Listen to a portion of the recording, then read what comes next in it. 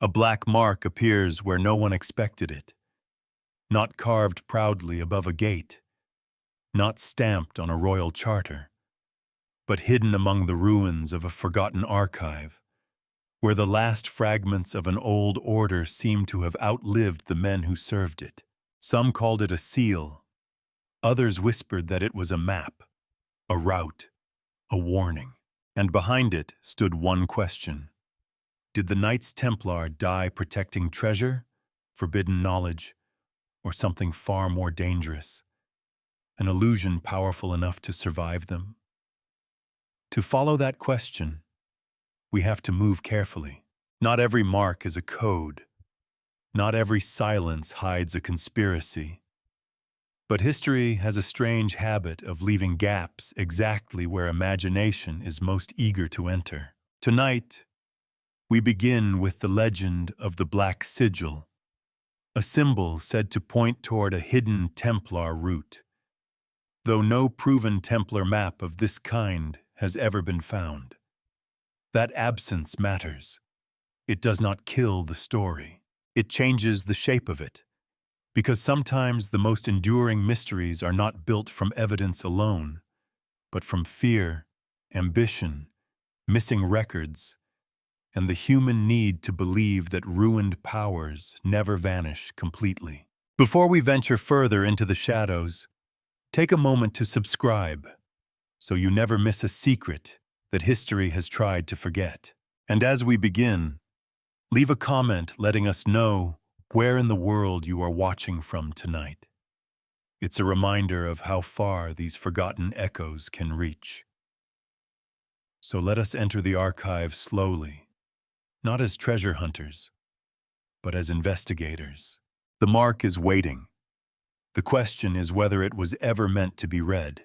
Chapter 2. Knights beneath the Temple Mount. Jerusalem in the early 12th century was not a quiet holy city resting peacefully after victory. It was a prize taken by force, held with anxiety, and surrounded by roads where devotion could become a death sentence. Pilgrims came from Europe believing they were walking toward the center of the world. For many, the journey ended at the places they had heard named in sermons since childhood. The Holy Sepulchre, the Mount of Olives, the streets where sacred history seemed to press against ordinary stone. But reaching Jerusalem did not mean reaching safety. The roads that led inland from the coast were exposed, difficult, and often violent. A traveler who had survived the sea could still be robbed, captured, or killed before ever kneeling at the shrine he had crossed half the known world to see. It was in this uneasy landscape that the first Templars appeared. At the beginning, they did not look like the rich and feared order later generations would imagine. They were not yet the owners of castles, estates, treasuries, or banking networks. They were a small brotherhood of knights, traditionally associated with Hugues de Payens and a handful of companions, who offered a strange and powerful idea. They would live as religious men, bound by vows, but they would also bear arms. Their purpose was practical before it was legendary. They would help protect Christian pilgrims moving through the dangerous roads of the Crusader kingdom. That combination mattered. Medieval Europe understood monks. It understood warriors. But a man who tried to be both at once occupied a more unusual space. The Templar was expected to renounce ordinary personal ambition, yet he trained for violence. He was asked to obey, pray, endure discipline, and fight. To modern ears, this may sound contradictory. To the world of the Crusades, it began to seem almost necessary. The kingdom needed defenders. Pilgrims needed protection. The church needed a way to speak about war without making it feel like simple bloodshed. The Templars grew inside that tension. Their early home gave them a name that would prove more powerful than anyone could have planned. The rulers of Jerusalem granted them quarters on the Temple Mount, in the area associated by Christians with the ancient Temple of Solomon. Their headquarters stood near one of the most charged religious landscapes on earth, a place sacred to Jews, Christians, and Muslims, layered with conquest, memory, scripture, and loss. From that association came the name by which they became famous, the poor fellow soldiers of Christ and of the Temple of Solomon. The phrase poor would not age well, but at first it carried meaning. The early Templars presented themselves as humble protectors, men who had given up private wealth for a collective mission. Their seal, later remembered in many forms, was sometimes said to show two knights on one horse, an image often interpreted as a sign of poverty, brotherhood, or shared purpose. Whether every later reading of that image is too neat is another matter. Symbols rarely behave politely once centuries begin handling them. Still, the image captures how the order wished to be seen: disciplined, self-denying, useful, and united. What made the Templars different was not only where they lived, but what their location allowed others to imagine. The Temple Mount was already a place where history and scripture overlapped so heavily that the ground itself seemed to invite interpretation. To place a military order, there was to put armed men inside a landscape filled with sacred expectation. Later storytellers would look back at this detail and see an opening. If the Templars lived near the site of the ancient temple, then surely they must have found something. If they guarded pilgrims above ground, perhaps they searched below it. If they became rich and secretive later, perhaps the source of that power had been hidden in the earth from the beginning. That is the mechanism by which many legends are born. A real fact sits quietly at the center. The Templars were based on the Temple Mount. Around it gathers possibility. Possibility hardens into rumor.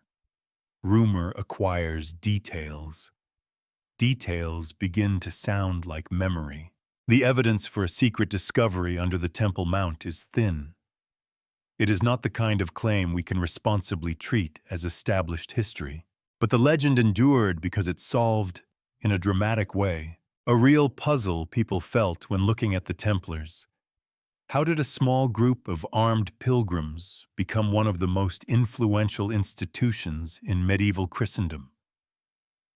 The less romantic answer is slower and more interesting.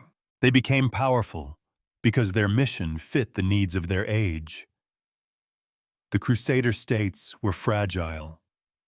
Travel between Europe and the Holy Land required money, ships, armed escorts, local knowledge, and trusted contacts. A religious order that could hold property, receive donations, move resources, and command trained fighters was enormously useful.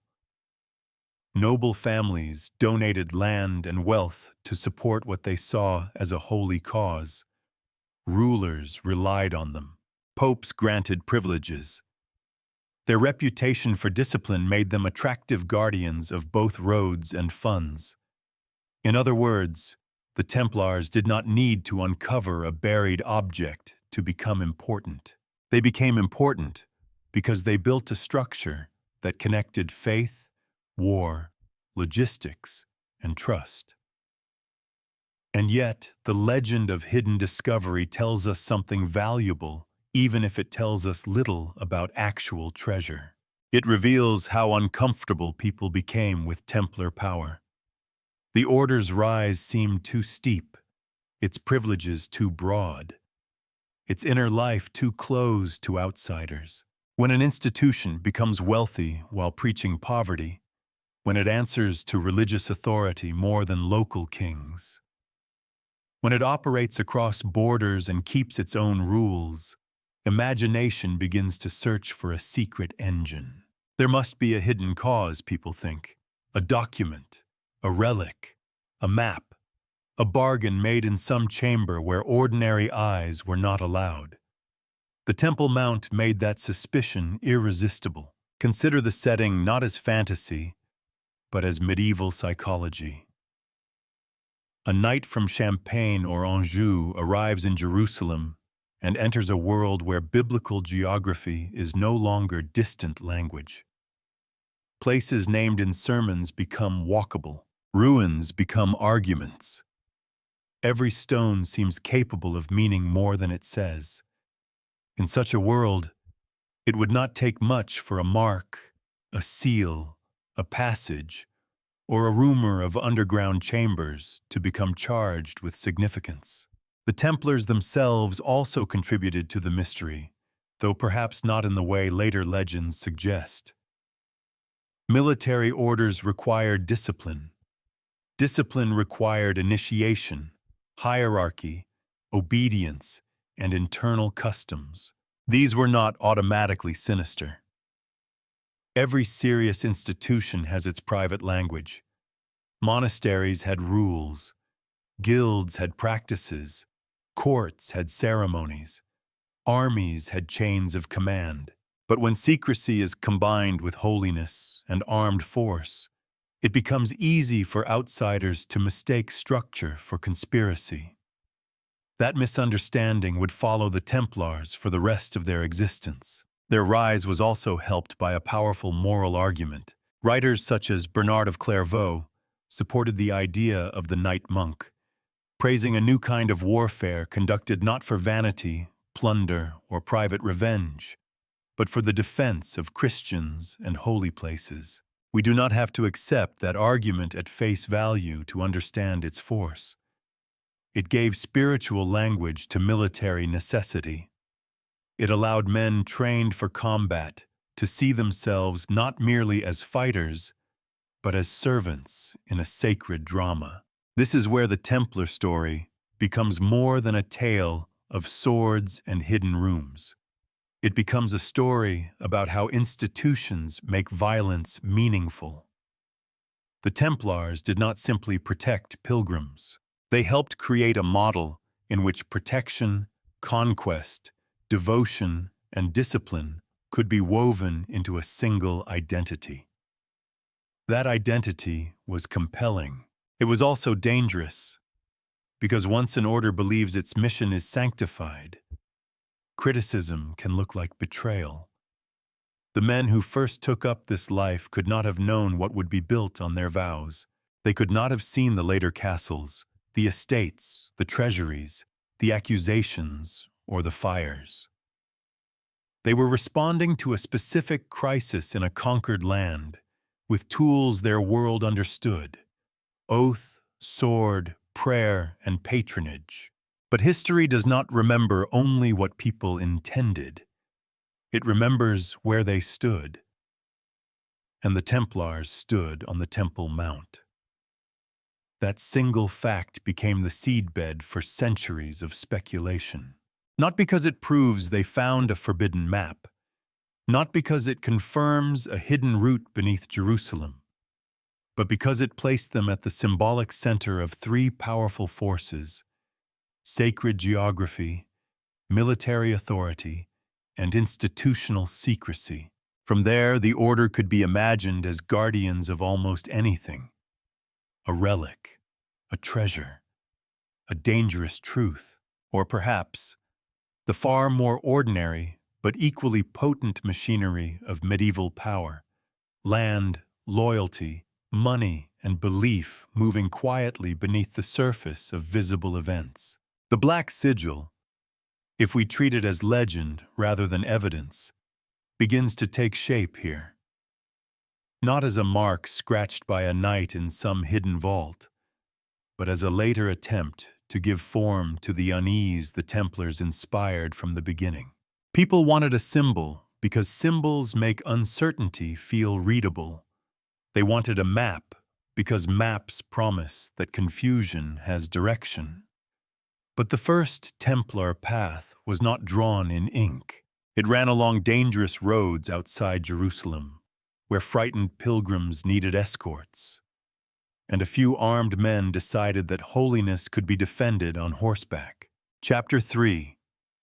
The order that became too rich to trust. There is a particular kind of poverty that becomes easier to admire once it owns vineyards, mills, ships, fortresses, and strong rooms full of other people's money. The Templars began with the language of renunciation. Their members were expected to give up personal property, obey a rule, and live under discipline. But the order itself, the institution, could receive gifts, hold estates, manage revenues, and accumulate resources on a scale no single knight could ever claim as his own. This distinction mattered deeply in medieval life. A Templar might sleep under a rule of obedience and still belong to an organization that possessed lands across Europe. Personal poverty and corporate wealth could exist side by side. To modernize, that arrangement can look like hypocrisy. To medieval patrons, it often looked like efficiency. A nobleman who gave land to the Templars was not simply making a donation. He was participating in a sacred economy. He might hope to support the defense of the Holy Land, secure prayers for his soul, display piety, strengthen family prestige, or settle property in a way that bound his name to a cause larger than local politics. Gifts to religious institutions were not unusual. Monasteries had long received land and privileges. What made the Templars different was the direction of their mission. Their estates in Europe were not only places of prayer. They were part of a living supply system connected to war overseas. A field in France could become grain. Grain could become revenue. Revenue could support horses, armor, ships, garrisons, and castles in the Eastern Mediterranean. The romance of the Crusades often focuses on banners and battles, but no army survives on symbolism. Someone has to collect rents. Someone has to maintain roads. Someone has to move silver, fodder, weapons, letters, and men across great distances. The Templars became powerful because they were not merely warriors. They were managers of movement. This is where their story becomes less like a legend and more like a machine. Across Europe, the order developed houses known as commanderies, local centers that administered property, received donations, trained or housed brothers, and gathered income. Some were modest. Others sat at the heart of significant agricultural and financial activity. The Templars owned farms, pastures, churches, urban properties, and rights that produced revenue year after year. They acquired castles in frontier zones and strongholds in the Crusader states. They built relationships with merchants, nobles, bishops, and kings. Their white mantles made them recognizable, but their ledgers made them durable. And because they were a religious order with papal privileges, they did not fit neatly into ordinary political categories. They were present inside kingdoms, but not fully controlled by the kings who ruled those lands. They held property in dioceses, but their special status could place them beyond the easy reach of local bishops. They served the defense of Christian territories in the East, yet their resources were gathered from the West. Their identity was international before the modern word existed. That made them useful. It also made them alarming. For a time, rulers trusted them precisely because they stood slightly apart from local rivalries. The Templars could move funds with unusual reliability. A pilgrim, nobleman, or royal agent might deposit money in one location and arrange to draw value elsewhere. This was not banking in the modern sense, with the same machinery and assumptions we use today. But the order did help develop sophisticated systems of credit, transfer, safekeeping, and financial administration. Their reputation for discipline made them a convenient place to store wealth. Their network made them practical. Their sacred status made them, at least in theory, trustworthy. The phrase Templar banking can easily be exaggerated, as if a medieval knight stepped behind a counter and became a modern accountant with chainmail under his robe. The reality was stranger and more human. Their financial role grew out of the needs of travel, war, donation, and distance. If money had to cross dangerous roads, a trusted network was safer than a chest of coins. If a king needed funds handled, an order with houses across Europe could do what many local institutions could not. The Templars did not invent the desire to move wealth securely. They became one of the groups best positioned to answer it. Their success created admiration. It also created dependence. Kings borrowed, nobles deposited, pilgrims entrusted, popes supported. Local communities worked land the order controlled or dealt with officials who represented it. The Templars became part of the daily architecture of medieval power, not only its battlefield imagination. They were visible in churches, markets, court records, estate boundaries, and military frontiers. Their influence did not arrive all at once like a storm. It settled gradually, like a second map drawn over Europe. Houses, roots, obligations, privileges, and debts. And then came the quieter emotion that often follows dependence, resentment. It is easy to admire an institution when it serves your purpose. It is harder when it reminds you that your purpose cannot be served without it.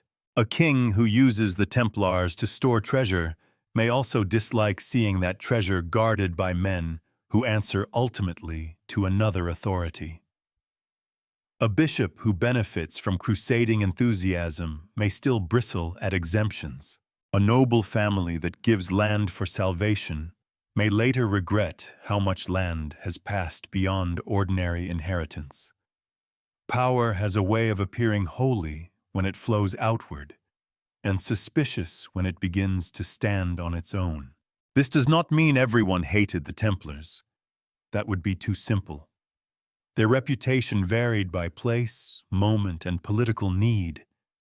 Many people respected them. Many relied on them. Some brothers died in combat under brutal conditions, holding fortresses that most comfortable critics would never have approached.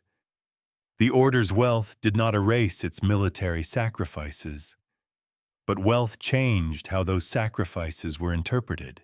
A poor knight dying for the Holy Land looked like devotion. A rich order asking for more donations after losing castles looked like a question. The later history of the Crusades sharpened that question. As Christian territories in the East came under pressure and suffered major losses, criticism of the military orders increased. The Templars and Hospitallers were expected to defend a project that was becoming harder to sustain. When campaigns failed, people looked for someone to blame. Military orders were convenient targets because they were both prominent and opaque. They had resources, they had experience, they had influence. If things were going badly, surely someone must have misused the machinery. That surely is dangerous. It often fills the space between disappointment and evidence. The Templars' wealth also fed a deeper moral discomfort. Christianity had always contained sharp warnings about riches, pride, and worldly corruption. A military order that owned estates and handled money while professing humility seemed to stand inside a contradiction. Supporters could explain it. The wealth belonged to the mission, not the individual. Critics could answer, that is exactly what powerful institutions always say. Both views tell us something true. The Templars needed resources because their mission was expensive. Horses were expensive. Armor was expensive. Fortifications were expensive.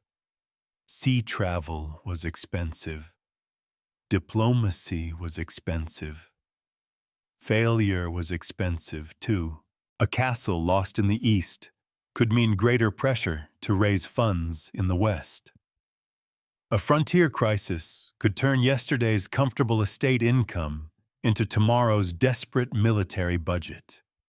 Without wealth, the order could not function, but the more wealth it held, the more it invited suspicion from those outside its walls. This is an important point for the legend of the Black Sigil. The idea of a forbidden map did not grow only from romantic curiosity about Jerusalem. It grew from the social imagination produced by Templar power. People rarely invent secret maps for powerless groups. They invent them for institutions that appear to have hidden reach, orders that move through borders, handle money, guard documents, speak in private ceremonies, and survive longer than individual kings. A map, in that sense, is not just a drawing. It is a way of explaining influence.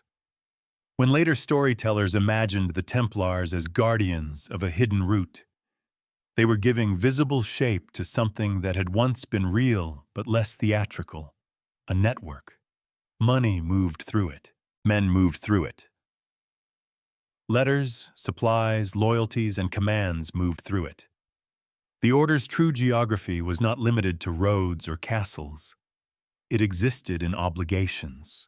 A donor in Burgundy, a treasurer in Paris, a commander in Cyprus, a fortress in the Levant, a papal privilege issued in Rome. All could belong to the same chain of purpose. No wonder later centuries turned that chain into a mystery. Yet the historical danger facing the Templars was not that they possessed a supernatural secret. It was that they had become too useful to remain innocent in the eyes of power. Their independence, once a strength, could be painted as arrogance. Their secrecy, once normal discipline, could be described as concealment. Their wealth, once proof of divine favor and noble generosity, could be recast as greed. The same features that built the Order could be used to condemn it. That is how trust decays, not always through one scandal, one betrayal, or one undeniable crime. Sometimes it happens when an institution becomes so large that no one can see all of it at once. The unseen parts begin to trouble the imagination. The locked chest becomes more interesting than the open ledger. The seal on the document begins to look like a warning. Long before the arrests, long before confessions were dragged from frightened men, the conditions were already forming. The Templars had become a symbol of holy war, international finance, disciplined secrecy, and accumulated wealth. To their supporters, they were defenders of a sacred cause. To their enemies, or to those who owed them more than they wished to repay, they were something else. A powerful order standing in the way of royal appetite. The Black Sigil belongs to legend, but the fear that gave it life was real. It began the moment admiration turned into calculation, and calculation into envy, and envy into the quiet political question every wealthy, independent order eventually faces. Who benefits if it falls? Chapter 4. The Birth of the Forbidden Map. A legend does not usually announce itself as a legend at the beginning. It starts more modestly. A strange mark on a piece of wax. A route mentioned in a damaged charter. A name copied badly by a later scribe. A ruined building whose original purpose has been forgotten. Then time does its quiet work. The practical becomes symbolic. The symbolic becomes suspicious. And somewhere between memory and desire, a map is born. The story of the Black Sigil belongs to that uncertain territory. No proven Templar map bearing such a mark is known to history. That has to be said plainly, because it is the line that separates investigation from performance. There is no surviving medieval document we can point to and say, with confidence, here it is, the hidden route, the forbidden seal, the secret diagram that explains the order's rise and fall. If such an object ever existed, it has not emerged in a form that can survive serious scrutiny. But the absence of a proven object does not make the legend meaningless. It only asks us to look at it differently. The more interesting question is not, where is the black sigil? The better question is, why would people imagine one? Medieval power was written, sealed, carried, copied, witnessed, and stored. Authority did not float in the air as an idea. It had material form. A charter could grant land. A seal could confirm identity. A letter could move commands across sea and mountain. A list of properties could preserve wealth long after the donor was dead. A route could be remembered not because it looked mysterious, but because men, animals, silver, grain, and weapons had to move through it without being lost. The Templars lived inside that world of marks. They used seals. They kept records. They depended on permissions, privileges, inventories, grants, and correspondence. Their network stretched across regions where language, law, coinage, and local custom could change from one lordship to the next.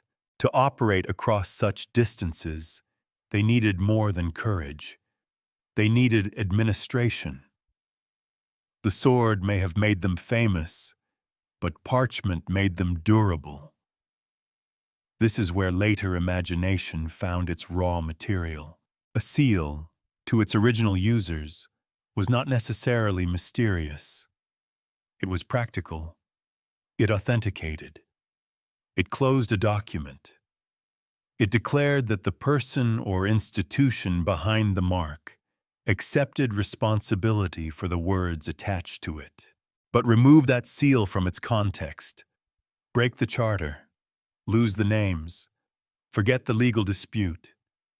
Bury the archive under war and neglect, and the same object begins to feel different. It no longer says, this land was granted under these conditions. It seems to say, someone wanted this hidden. That shift is small, but it changes everything. The legend of a forbidden map likely grows from the collision between real Templar habits and later expectations about secrecy. Military religious orders did have internal structures. They did recognize ranks, houses, territories, and obligations.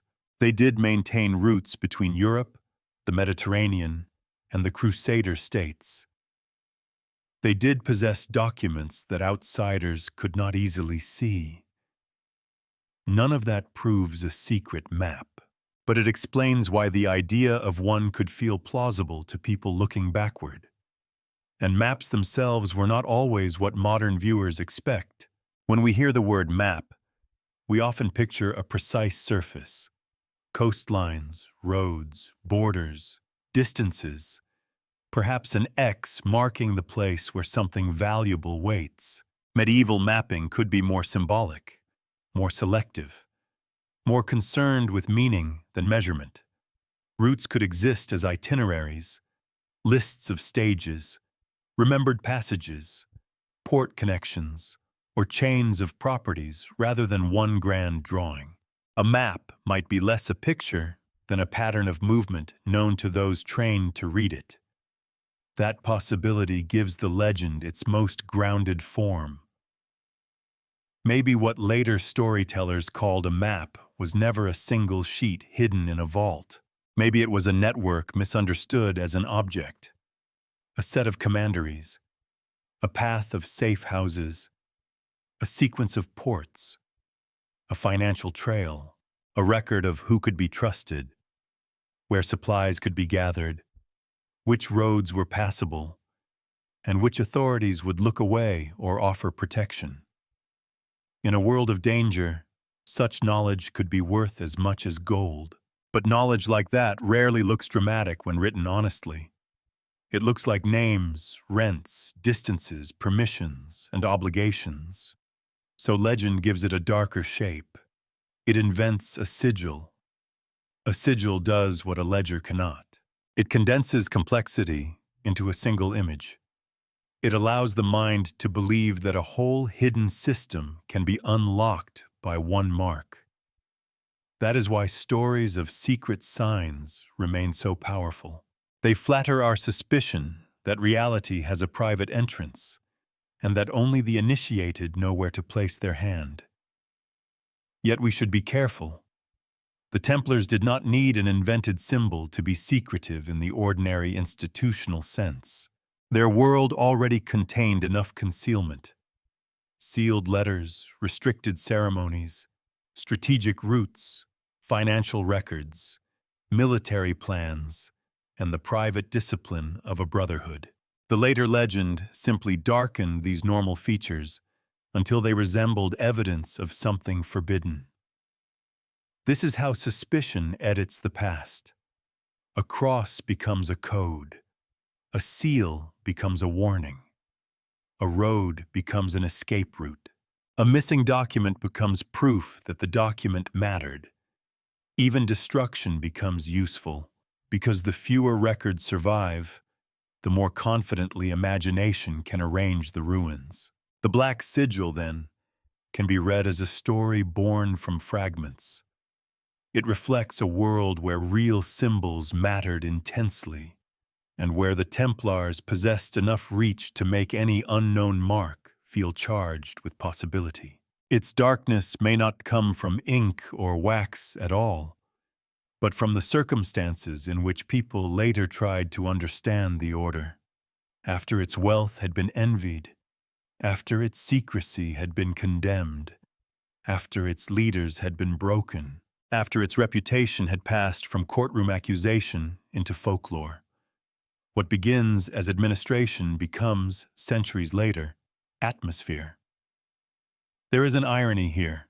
If the Templars had left behind a clean, well-preserved archive explaining every transfer, every route, every internal custom, the legend might have had less room to breathe. The mystery survives because the record is incomplete, and because incomplete records make us feel as though something has been deliberately withheld. Sometimes that is true. Often it is simply what time does. It burns, scatters, misfiles, translates badly, and lets water into the room. But the human mind is not satisfied with damp parchment and bad luck. It prefers intention. So the forbidden map becomes a way of giving intention to loss. It imagines that the gaps were planned, that the missing pieces were hidden by men who knew exactly what they were protecting, that the mark in the ruined archive was not a stray emblem, but a key. Perhaps that is why the legend refuses to die. It does not depend entirely on whether the object existed. It depends on a deeper suspicion that power always leaves a second record, one meant only for its own servants. The Templars certainly left records. They left seals, charters, houses, fortifications, legal traces, and the memory of roads that connected distant worlds. Whether they left a forbidden map is another matter, but by the time their ordinary marks were broken away from ordinary uses, they had already become something more dangerous than evidence. They had become readable by anyone's fear. Chapter 5. Symbols in Stone and Wax. A symbol is never just what it shows. It is also who is allowed to use it, where it is placed, who recognizes it, and who fears it after the people who made it are gone. For the Templars, symbols were not decoration. They were part of authority. A seal could speak in the absence of a commander. A banner could gather men in the panic of battle. A cross sewn onto a mantle could turn an armed stranger into a brother of a recognized order. In a world where many people could not read long documents, images carried weight quickly. They identified, confirmed, warned, and reassured. But images also outlive explanations. That is one reason the Templars became such fertile ground for later mystery. Their visual language was simple enough to be remembered, but charged enough to be reinterpreted. A red cross, a white mantle, a black and white banner, a wax seal showing two riders on one horse, churches and chapels associated with their houses, marks on charters, insignia on possessions. None of these things requires a hidden doctrine to matter. They mattered because medieval society took signs seriously. The Red Cross is the most familiar. It appears so often in modern portrayals that it can feel almost like a costume piece, the instant visual shorthand for Templar. But in its own time, the cross was not an aesthetic choice. It signaled participation in a religious and military vocation. It marked the wearer as someone bound to a rule and to a cause that claimed sacred authority. The color, the garment, and the discipline behind it worked together. A man in that mantle was not merely dressed for war. He was dressed as an argument. That argument was powerful. Here is violence placed under obedience. Here is knighthood converted into service. Here is a body made visible as part of a holy institution.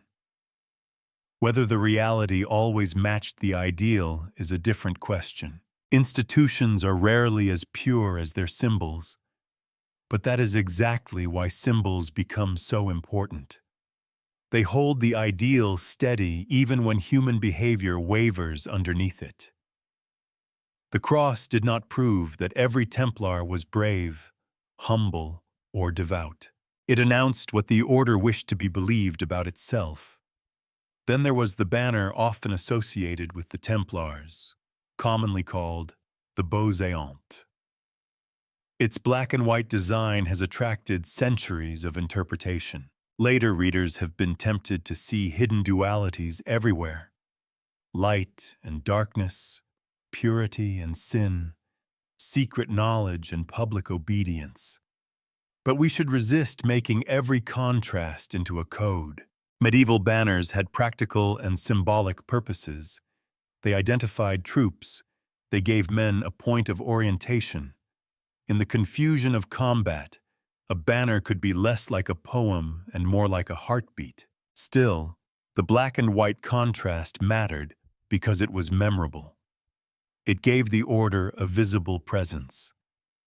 And once the Templars were destroyed, that starkness invited darker readings.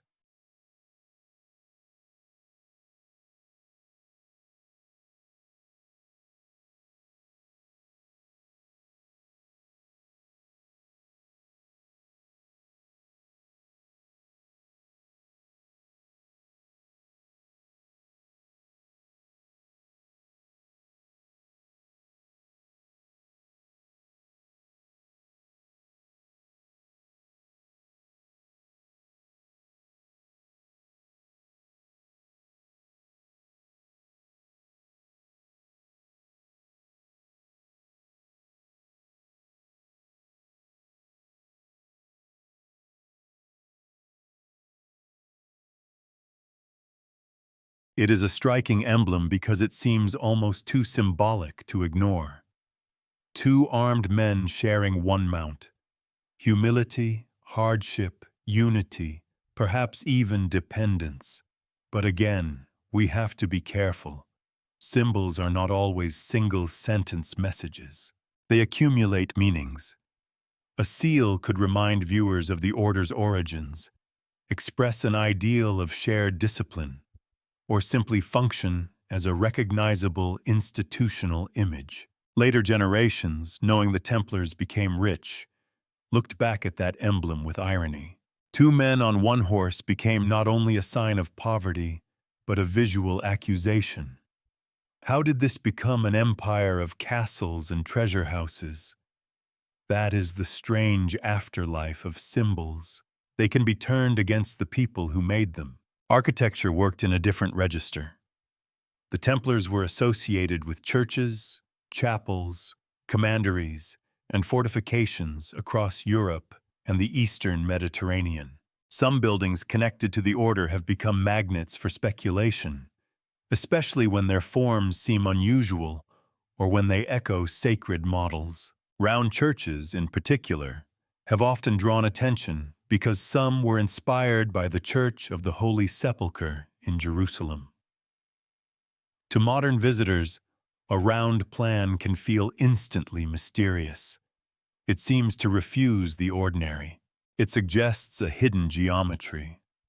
But medieval sacred architecture often carried layers of imitation, devotion, memory, and prestige. A building could evoke Jerusalem without concealing a secret. It could bring the Holy Land symbolically into Europe. It could allow worshippers who would never cross the sea to stand inside a space shaped by the imagination of pilgrimage. That is not a small thing. It is simply not the same as a code. The problem begins when context falls away. Imagine a carved cross discovered in a ruined chapel, with no charter nearby to explain who built it, no community left to remember how the space was used, and no living tradition to soften interpretation. The mark becomes lonely. Loneliness makes it suspicious. A practical sign of ownership or devotion begins to look like a clue. The more incomplete the setting, the more forcefully the symbol seems to ask for a story. This is how ordinary medieval visual culture becomes the raw material of legend. The Templars had seals because institutions needed seals. They had crosses because they were a religious order. They had banners because they fought. They built and used chapels because their life was structured around worship as well as war. Yet once the order fell, these signs remained while the institutional explanations around them weakened. What survived was visible. What disappeared was the rulebook. The black sigil belongs to this same process, only darker. It imagines a mark stripped of ordinary function, not a seal authenticating land, not a cross marking devotion, not a banner rallying men in battle. Instead, a symbol that appears to contain a hidden root, as if all Templar secrecy could be compressed into one design. That idea is compelling because it takes something real, the medieval belief in the authority of signs, and pushes it into legend. The truth is subtler. The Templars did not need a mysterious black emblem to live among powerful symbols. Their entire world was already symbolic. Clothing, gestures, seals, buildings, liturgy, rank, and ritual all carried meaning. Medieval people did not separate image from authority as casually as we often do. A mark could be legal, spiritual, social, and political at once. And that is why symbols could become dangerous. During the Templars' lifetime, their signs helped build trust. After their downfall, those same signs helped build suspicion. A private ceremony became evidence of corruption. A seal became a possible cipher. A cross became a mask. A banner became a riddle. Once people began looking for hidden guilt, every visible mark could be forced to testify. The historian's task is not to drain these symbols of mystery, but to return them to proportion. A Templar cross is not meaningless. A seal is not trivial. A chapel plan is not random. These things reveal how the order wanted to be seen, how it organized itself, and how it connected earthly power to sacred purpose. But they do not automatically prove a forbidden map. They prove something more human, that institutions survive in images long after their explanations are gone. Perhaps that is the real power of the Black Sigil as a legend. It gives a name to the moment when a symbol stops being understood and starts being hunted. The mark in the archive may not have been a map at all. It may have been an emblem torn from its original sentence. But history is full of such fragments. And once a fragment is dark enough, damaged enough, and linked to men who died under accusation, even wax and stone can begin to look as though they are keeping secrets. Chapter 6. The Roads Between Europe and the Holy Land. The Templar world was not a single fortress, a single treasure chamber, or a single road disappearing into the desert. It was a chain of places, and the chain mattered more than any one link. To understand why later imagination turned the order into a keeper of secret routes, we have to look away from the dramatic center for a moment. Not Jerusalem at dawn, not a sealed vault beneath sacred ground, not a hidden mark in a ruined archive. Look instead at a farm in northern France, a port on the Mediterranean, a manor in England, a counting room in Paris, a castle on the edge of a contested frontier, a ship preparing to cross toward the Eastern Sea. This was the real geography of Templar power. The order lived across distance. Its mission was born in the Holy Land, but it was fed by Europe. Donations came from nobles who might never see Jerusalem. Rents were collected from estates far from any battlefield. Horses had to be bred or bought, armor repaired, grain stored, money transferred, men recruited, trained, disciplined, and sent onward. The Crusader states may have been the spiritual and military focus, but the order's strength depended on a Western body with an Eastern face.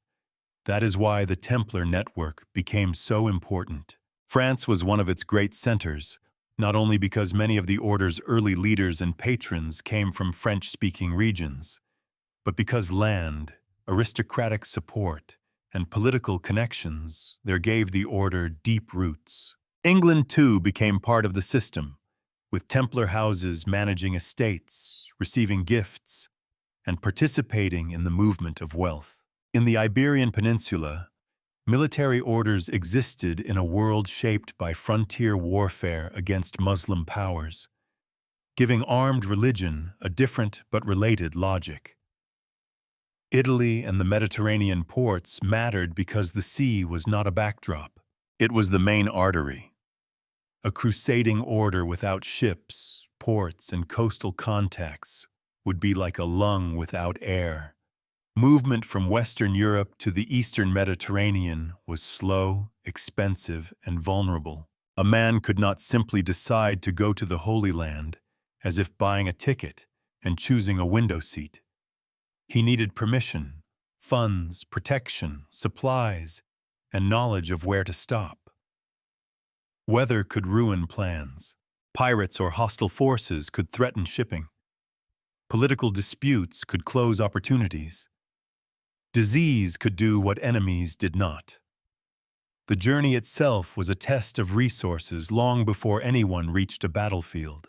The Templars became valuable because they helped make such movement possible. This is where the idea of a hidden map becomes both misleading and revealing. If we imagine a single parchment marked with secret lines, we may be searching for the wrong kind of object. The Templar map, in practical terms, was distributed across the order's houses and habits. It was held in experience, which port could be trusted, which estate could raise funds, which commander knew the local lord, which road was safer after harvest, which fortress needed reinforcement, which shipmaster had carried brothers before. A modern map shows space. A medieval network managed risk, and risk was everywhere. There were roads from inland commanderies to major towns, roads from towns to ports, sea lanes from Marseille, Genoa, Venice, or other Mediterranean centers toward Cyprus, Acre, and the Levant when conditions allowed. There were routes of correspondence linking Western administrators to Eastern commanders. There were financial paths by which wealth could be credited, guarded, converted, or moved. There were human paths, too. Young knights entering the order, sergeants and servants attached to houses, chaplains maintaining religious life, experienced brothers sent where their skills were needed. Seen this way, the order was less like a chest full of secrets than a nervous system. Its houses in Europe were not random dots. They were collection points, relay stations, and local faces of a much larger cause. A donor might give a mill in one region, a pasture in another, a church right somewhere else. Each gift could seem local on paper, but together they fed a military religious machine aimed toward the east. The sacred ambition was enormous: to protect pilgrims, hold Christian territory, defend holy places, and preserve a fragile crusading presence in a region where power was never settled for long. The romantic version of the Templars often jumps straight from prayer to treasure. It misses the middle: administration. And administration is where much of the real mystery lies, because it is powerful without being theatrical. A fortress can be painted. A battle can be dramatized. A ledger is harder to love, but the ledger may explain more. Imagine a commander in the West deciding how much revenue can be sent east without weakening local obligations. Imagine brothers debating the cost of horses after recent losses. Imagine a messenger carrying instructions that mean little to a robber, but everything to a garrison waiting for support. Imagine a chain of trust stretching over hundreds of miles, each link vulnerable to weather, politics, greed, incompetence, and war. There is no need to invent sorcery. The achievement is already impressive. And yet, because this network was partly hidden from ordinary view, it invited myth. Most people encountered only fragments of the system. They saw a Templar house near their village. They saw brothers receiving land. They heard of ships sailing east. They knew kings and nobles dealt with the order. They might know that money could be placed in Templar hands and drawn upon elsewhere, but very few could see the full pattern. When ordinary people see fragments of a powerful system, they often imagine a design more deliberate, more secret, and more unified than the reality. This is still true. Institutions become mysterious when their operations are too large to picture. The Templars had another advantage that later became a liability: continuity. A nobleman died. The order remained. A king borrowed. The order recorded. A crusade failed. The order adjusted. A castle fell. The order still had estates across the sea. This endurance made them useful, but also made them seem almost unnatural in a world where dynasties fractured and loyalties shifted. Their geography was not tied to one ruler's lifespan. It was tied to vows, property, and institutional memory. That memory may be the closest thing to the legendary map, not a diagram hidden beneath black wax, but a way of knowing the world, where Christian power could still move, where money could be gathered, where men could be lodged, where danger thickened, where influence reached. Such knowledge would not need to be marked with a forbidden sign to be valuable. It would be guarded because practical knowledge is power. In wartime, a safe route can matter more than a relic. A reliable harbor can matter more than a rumor. A trusted house in the right place can be the difference between survival and collapse. So why did later storytellers prefer a secret map? Because networks are difficult to imagine, and symbols are easy to remember. A map turns movement into image. A sigil turns administration into mystery. A hidden route gives the mind a clean line through a history that was actually tangled, expensive, and uncertain. The black sigil becomes a beautiful simplification, one mark to explain many roads, but the roads themselves were real. They ran through the fields of Europe, across mountain passes and river crossings, into ports smelling of salt, tar, animals, and wet rope. They crossed the Mediterranean toward islands and fortified harbors. They ended sometimes in places where the language changed, the architecture changed, and the danger sharpened. Along them moved not only knights, but grain, silver, letters, cloth, horses, relics, rumors, and fear. This is what the Templars truly mastered, the movement of sacred purpose through an unsafe world. And perhaps that is why their legend became so hard to kill. The Order's power was never only in what it possessed. It was in what it connected. From France and England to the Mediterranean and the Crusader states, the Templars created a pattern that outlived many of the men who walked it. Later centuries looked at that pattern and imagined a hidden design beneath it. They may have been wrong about the forbidden map, but they were not wrong to sense that the Templars had drawn lines across the medieval world. Lines of money, loyalty, blood, prayer, and ambition, and that once such lines exist, they are never completely erased. Chapter 7. Treasure, Relics, and the Hunger for Proof. The word treasure has always followed the Templars like a second shadow. It appears in the margins of their story even when the evidence is not strong enough to hold it. Treasure beneath a ruined keep. Treasure carried by ship before the arrests. Treasure hidden in a mountain, a chapel, a tunnel, a coded map. Sometimes it is gold. Sometimes it is the Holy Grail. Sometimes it is the Ark of the Covenant. As if one medieval order somehow gathered every sacred object that human imagination could not bear to lose. The appeal is obvious.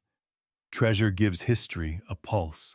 It turns documents into clues and dead men into guardians. It makes defeat look intentional, as though the fall of the Templars was not simply political violence and institutional collapse, but the last movement in a secret plan. But that is exactly why we have to be careful. The Templars were wealthy. That is not a legend. They held lands, revenues, castles, livestock, rights, stored valuables, and financial obligations across a wide network. They handled money for powerful people. They received donations from men and women who believed supporting them was an act of devotion. They guarded resources because their mission demanded resources. In that sense, there really was Templar treasure. But much of it was the ordinary treasure of a medieval institution. Property, rents, inventories, coin, plate, equipment, and written claims.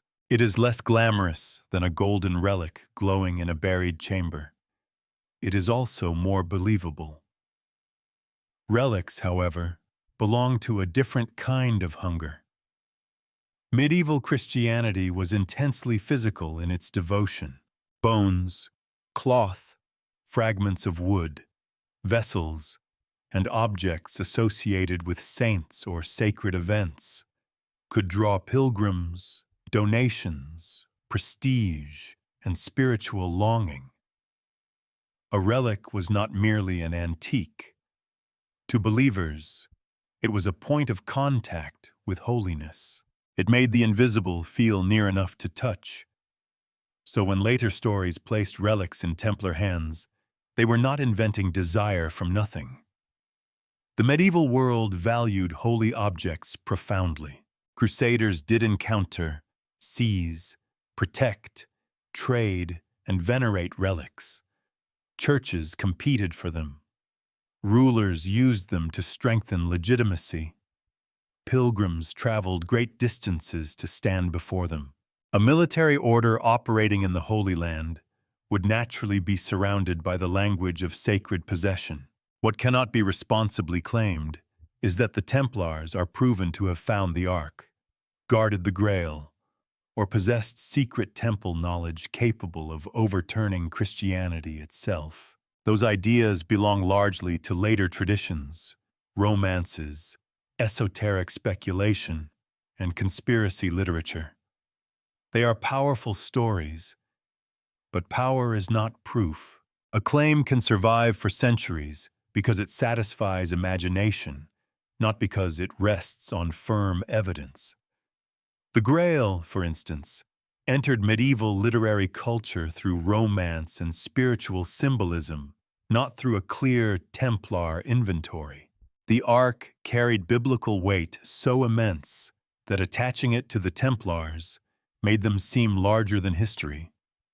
But the evidence is thinner here, and the legend has grown far beyond what the record can support. Still, the question remains: why did people want the Templars to have these things? Part of the answer lies in scale. The order became too important to seem ordinary. When an institution rises quickly, gathers wealth, operates internationally, keeps internal discipline, and then is violently destroyed, observers begin to feel that normal explanations are insufficient. Debt, politics, papal weakness, royal ambition. These are real causes, but they can feel disappointingly human. A hidden relic gives the story grandeur. A forbidden map gives it design. Secret knowledge gives suffering a purpose. That is one of the oldest habits of historical imagination. We do not like waste. We do not like the idea that men may have died because a king needed money, because institutions collided, because fear became useful. We prefer to believe that martyrdom protects something. The more terrible the ending, the more precious the secret must have been. The Templars' own culture helped feed this afterlife. They were sworn men. They lived under rules not fully visible to outsiders. They defended places that many Christians believed stood at the center of sacred history. Their language was full of vows, obedience, purity, and warfare. Even without a single hidden relic, the order already possessed the ingredients from which relic legends are made. There is another reason treasure stories cling to them. The fall of the order created gaps. Once the Templars were arrested, interrogated, dissolved, and stripped of their properties, people could ask what had disappeared before the officials arrived. If an inventory failed to match expectation, rumor could enter. If records were scattered, rumor could widen. If one house had valuables and another did not, rumor could connect them with a secret route. The absence of proof became, for believers, a sign that the proof had been successfully hidden. That is a dangerous method. It makes every missing object evidence of itself. But it is psychologically understandable. The Templars were not a village guild that vanished quietly. They had stood in royal treasuries, crusading fortresses, papal privileges, and noble wills. People knew they had wealth. They knew they had guarded valuables. They knew they had lost power suddenly. From there, the imagination only had to take one step. Perhaps the most important thing was moved before the hand of the king could seize it. The Black Sigil legend belongs exactly there, in that narrow space between known wealth and imagined treasure. It does not need to begin with a golden chest. It can begin with a practical question. If the Templars had roots, houses, ships, allies, and warning signs, could they have moved something? The answer, in general terms, is that the order was capable of moving resources. That was part of what it did. But capability is not evidence of a specific hidden relic. A road that can carry silver can also carry rumor. A seal that can secure a charter can also become, centuries later, the supposed mark of a secret cargo. There is something almost revealing in the way the rumored treasures keep changing. One storyteller imagines gold. Another imagines the Grail. Another imagines the Ark. Another imagines documents containing forbidden truth.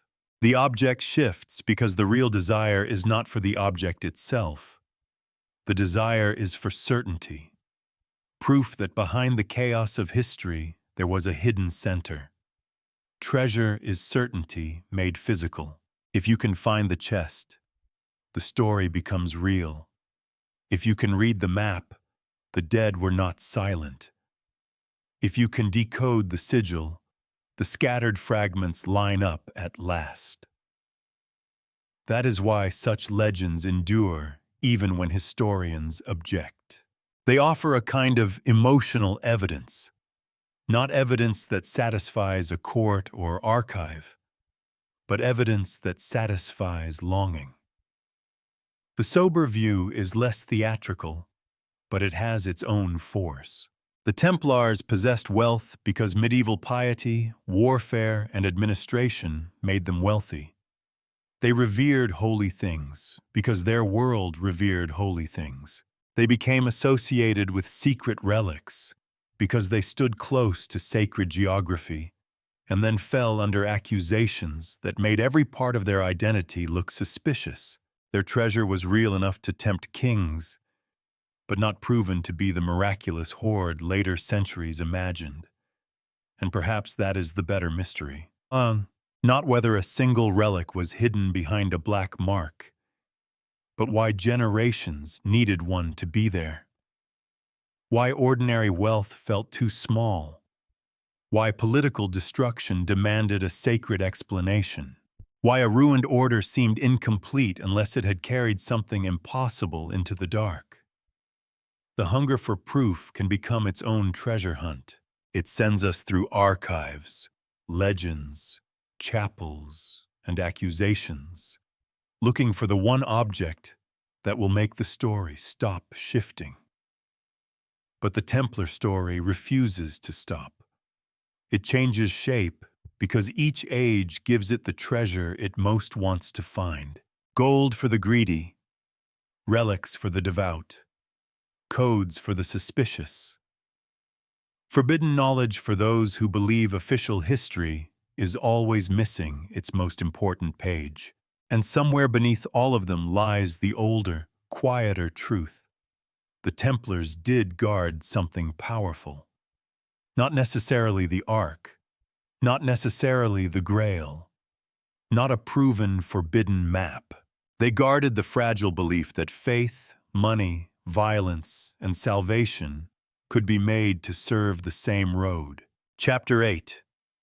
A king in debt, an order in danger. By the beginning of the 14th century, the Templars were no longer standing only on dangerous roads outside Jerusalem.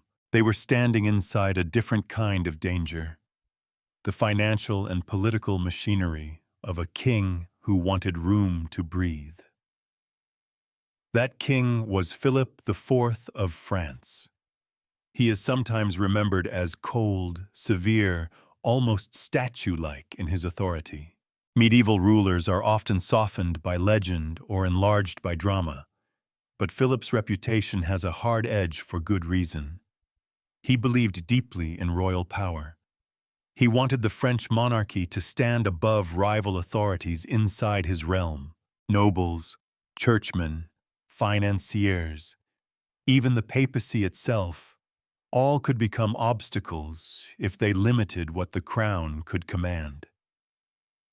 And Philip needed money. War was expensive. Government was expensive. Ambition was expensive. The royal court required funds. Campaigns required funds. Administration required funds, and debts did not become less real because they were owed by a man wearing a crown. Like many medieval rulers, Philip turned repeatedly to extraordinary measures when ordinary revenue could not satisfy royal appetite. He taxed, pressured, confiscated, and fought political battles over who had the right to control wealth inside France. The Templars stood directly in that landscape. They were not merely a religious order with a romantic past. They were wealthy, organized, and present throughout the kingdom. They held lands, managed resources, and had long experience safeguarding money. The French crown had dealings with them. Their Paris house, in particular, was associated with royal finance and storage. To a king who needed resources and disliked independent power, the order represented something both useful and irritating. Useful because it could handle wealth, irritating because it was not simply his. This is one of the most important things to understand about the Templars' vulnerability. They were powerful, but their power did not fit the direction in which royal government was moving. A medieval king trying to strengthen central authority did not enjoy seeing large privileged institutions operating with exemptions, networks, and loyalties that crossed borders. The Templars answered ultimately to the Pope, not to the King of France. Their properties lay inside Philip's realm, but their identity reached beyond it. That kind of independence may look abstract until money enters the room. Then abstraction becomes personal.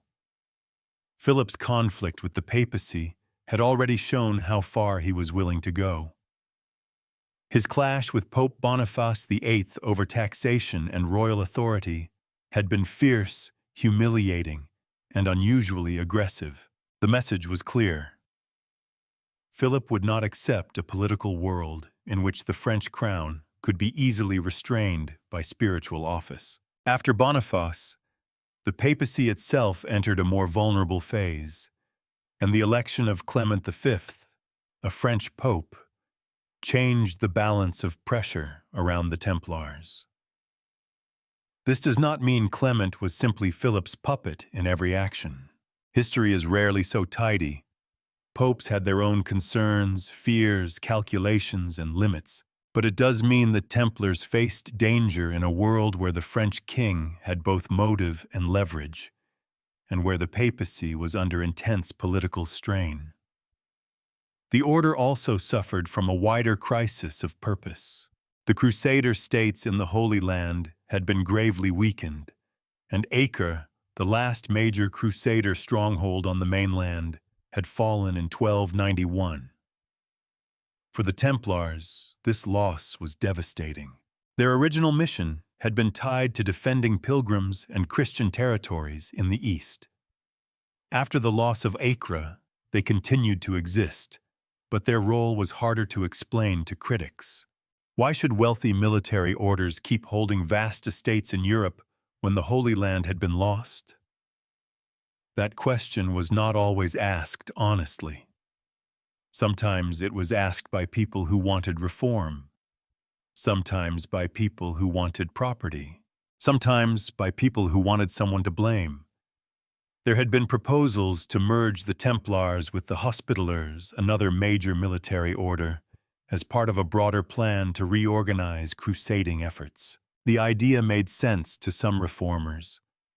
Combine resources, reduce rivalry, and create a stronger instrument for future campaigns. But for the Templars, merger could mean the end of their separate identity. For a proud order with its own rule, traditions, houses, and memory, this was no small matter. Independence had once been their strength. Now it made them exposed. The tragedy is that the Templars were caught between two failures that were not entirely their own. They could not single-handedly save the Crusader states, yet they were judged in the shadow of their collapse. They were wealthy because Europe had enriched them for a sacred mission. Yet that wealth became suspicious once the mission seemed broken. They were obedient to the papacy, but the papacy itself was under pressure. They served kings, but did not belong to kings. Every feature that had once made them valuable now made them easier to isolate. Philip understood isolation. A ruler does not need to defeat a powerful institution by proving everything against it in a calm room. He can first change the weather around it. He can encourage suspicion. He can collect rumors. He can frame secrecy as guilt, wealth as corruption, independence as arrogance. If enough people already feel uneasy, accusation does not fall on bare ground. It falls on soil that has been prepared. The accusations that would soon be made against the Templars were religious in form. Heresy, obscene rituals, denial of Christ, secret worship, moral corruption. But the timing cannot be separated from politics and money. That does not mean every person involved acted only from greed. Some may have believed the charges. Some may have feared that hidden corruption was real. Some may have convinced themselves that the violence to come was necessary. Human beings are very good at finding moral language for actions that also serve practical interests. This is what makes Philip's role so chilling. He did not need to invent a world in which the Templars seemed questionable. That world already existed. He needed to make the question official. And once suspicion becomes official, it changes shape. A rumor spoken by a local critic is one thing. A rumor gathered by royal agents, framed as danger to the faith, and delivered with the authority of the crown, becomes another. It becomes something people are afraid not to believe. Here the legend of the Black Sigil takes on a darker meaning. The imagined mark is no longer only a hidden route or a secret map. It becomes a symbol of what power does when it decides that secrecy itself is evidence. The Templars had private ceremonies, therefore something shameful might be hidden. They had records, therefore something dangerous might be concealed. They had wealth, therefore something stolen might lie beneath it. They had survived too long beyond ordinary control, therefore they must have been protected by more than discipline and donations. This is the logic of accusation. It does not begin by proving the secret. It begins by making the absence of knowledge feel intolerable. Philip's kingdom was not hunting romance. It was hunting control. The Templars, for all their castles and estates, were more fragile than they appeared. Their military strength was scattered. Their brothers were bound by obedience, not by a family army that could rally instantly against a king. Their reputation depended on trust, and trust can be damaged faster than stone walls. Above all, they were religious men accused of religious crimes. That meant their defense could not be only political or financial. They had to defend the purity of their souls before institutions already shaped by fear. A king in debt had found an order in danger. And the danger was not only that Philip wanted what they possessed. It was that he had found a way to make taking it look like cleansing the kingdom. Chapter 9. The Night of Arrests. Before dawn on Friday, October 13th, 1307, the machinery was already moving. Across France, sealed royal orders had been sent out in advance, carried quietly to officials who were instructed not to open them until the appointed time. That detail matters. The attack on the Templars was not a sudden outburst of anger. It was organized, timed, administrative. The sort of violence that does not begin with a mob at the gate, but with ink, wax, riders, and men who know exactly which doors they are meant to approach before the city has fully woken. The order that had once guarded pilgrims on the roads to Jerusalem now found itself surrounded in its own houses. At the temple in Paris, and in commanderies throughout the kingdom, royal officers moved against men who had every reason to believe they were still members of a protected religious order. They were not bandits. They were not rebels in open war against the crown. Many were older men. Some were administrators. Some had never seen the Holy Land. They had lived under vows, kept accounts, managed estates, prayed the hours, and obeyed superiors whose authority reached back to the papacy. Then the king's officers arrived. The arrests were shocking, not only because of their scale, but because of what they declared. Philip IV was not merely seizing property or detaining suspects. He was publicly transforming the meaning of the Templar name. In a single coordinated action, white mantles that had once suggested discipline and sacred service were pushed into a new frame. Secrecy, pollution, hidden sin. Suspicion became policy. The accusations were severe. The Templars were charged with denying Christ during initiation, spitting on the cross, engaging in obscene rituals, worshiping idols, practicing illicit acts, and maintaining corrupt secret customs behind the closed doors of the order. To medieval ears, these were not minor charges. They attacked the foundation of Christian identity. They made the Templar not merely a failed knight or greedy landholder, but a spiritual danger living inside Christendom itself. That was the genius and the cruelty of the accusations. A financial charge might have sounded worldly. A political dispute might have looked like royal opportunism. But heresy changed the atmosphere. Heresy justified fear. It made hesitation dangerous. It allowed the crown to present itself not as a debtor striking at a creditor, but as a defender of the faith exposing rot at the heart of a trusted institution. The language was religious. The timing was royal. Imagine the confusion of the arrested brothers. Some may have heard rumors before. The order had enemies.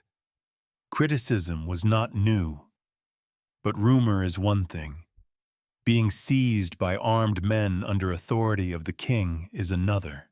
A man could wake before dawn, as a brother of the temple, and find, by sunrise, that every gesture he had ever mocked in private could now be interpreted as proof of monstrous guilt. This is how fear rewrites memory. An initiation once remembered as solemn becomes suspect. A command to obey becomes sinister. A kiss of peace becomes evidence of depravity. A rule of silence becomes concealment. Even brotherhood itself begins to look like conspiracy when the world outside the walls decides that secrecy has only one meaning. We should not imagine that every Templar house fell into cinematic chaos. Some arrests may have been quiet. Some brothers may have submitted because obedience had shaped their entire lives. Others may have been stunned into silence. The violence of the event lay partly in its restraint. Officials with orders, inventories being made, possessions being secured, men being separated from the institutional world that gave them identity. It was not merely the capture of bodies, it was the capture of a story. Philip's government understood the value of narrative. The charges were circulated. The order's reputation was attacked quickly. Confession became central. The king needed more than prisoners. He needed words from the prisoners that would make the arrests appear justified after the fact. Without confession, the operation risked looking like naked aggression against a papal order. With confession, it could be presented as revelation. And under pressure, words began to appear. Some Templars admitted to charges, others denied them. Some confessed and later retracted. Some accounts differed in detail. The pattern itself should make us cautious. When people are isolated, frightened, interrogated, and threatened with pain, their statements do not emerge from a calm search for truth. They emerge from survival. A confession may tell us what an interrogator wanted to hear as much as what a prisoner believed or did. Yet in 1307, the mere existence of confessions gave the accusations force. Once a few men admitted something, however it was obtained, suspicion could spread to all. The order's defenders were placed in an almost impossible position.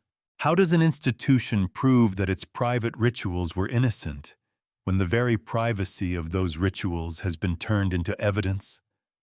How does a brother explain a ceremony to outsiders already trained to hear blasphemy in every unfamiliar detail?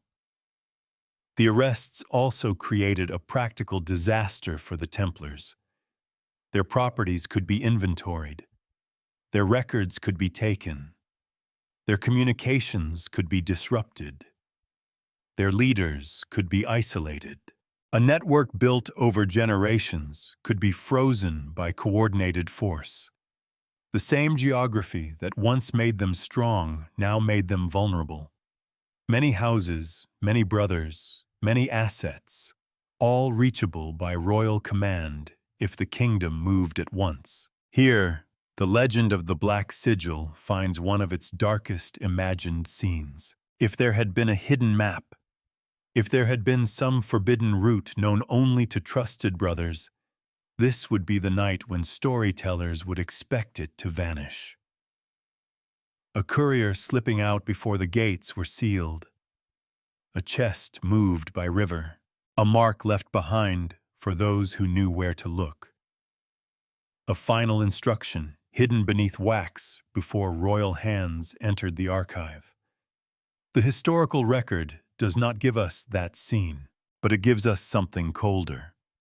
A king's administration acting with enough speed and coordination to make later escape legends feel necessary.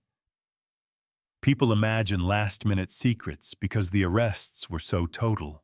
They imagine hidden routes because official routes were closing. They imagine coded marks because ordinary documents were being seized. The legend fills the emotional gap left by a real catastrophe. There is also a moral discomfort beneath the story. The Templars had spent nearly 2 centuries presenting themselves as defenders of Christian space. Now Christian authority was devouring them from within. No army of a rival faith breached their walls in France. No battlefield defeat explained the humiliation. They were undone by letters sent under the king's seal, by officials obeying orders, by accusations spoken in the language of salvation. And that reversal is part of why the moment still grips the imagination. The fall begins not with a lost battle, but with a controlled mourning. By evening, the order's world had changed. Men who had served under one of the most recognized religious military banners in Europe were prisoners. Their houses were under guard. Their goods were in royal hands. Their secrets, whatever they were, had become the property of their enemies. Whether those secrets were spiritual customs, financial records, personal weaknesses, or merely the ordinary privacy of a disciplined brotherhood, they could now be opened, edited, and used. The night of arrests did not prove the Templars guilty. It proved that they were no longer protected by the story that had once made them untouchable. And once that protection failed, every symbol they carried could be turned over in the hand, darkened by suspicion, and made to speak against them. Chapter 10. Confessions written under pain. A confession can look like the end of a mystery. A man speaks, The words are written down. The record survives. Centuries later, someone opens the file and sees what appears to be proof. But the Templar trials force us to ask a harder question. What kind of truth is produced when pain is allowed to hold the pen? After the arrests in 1307, the accusations against the order needed voices. Philip IV's officers had already acted with breathtaking confidence, but the king still required something more durable than suspicion.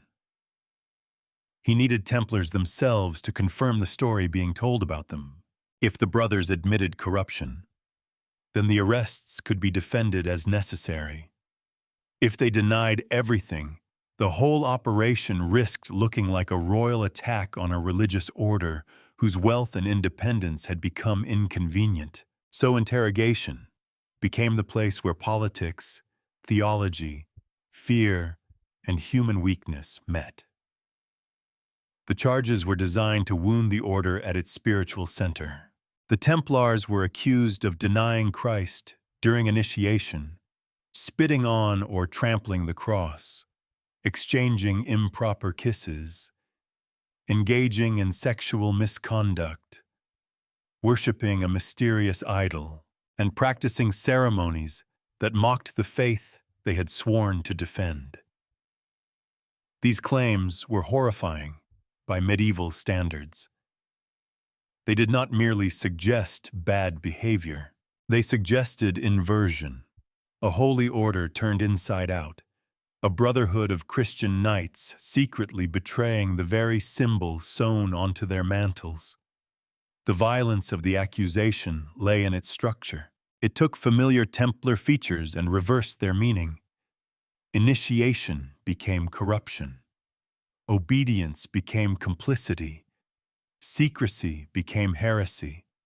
Brotherhood became contamination.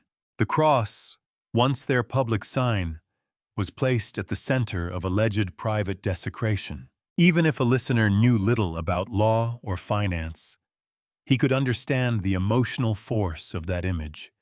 Men marked with the cross, accused of insulting the cross behind closed doors. That was not an accidental story. It was a devastating one. Some Templars confessed. This cannot be ignored. The record includes admissions, sometimes detailed, sometimes partial, sometimes contradictory. But the conditions under which many of these statements were taken matter just as much as the words themselves. Torture was used. Threats were used. Isolation was used. Men were questioned in circumstances designed not for open reflection, but for submission. A frightened prisoner may say what he believes will stop the suffering. He may agree to a formula placed before him.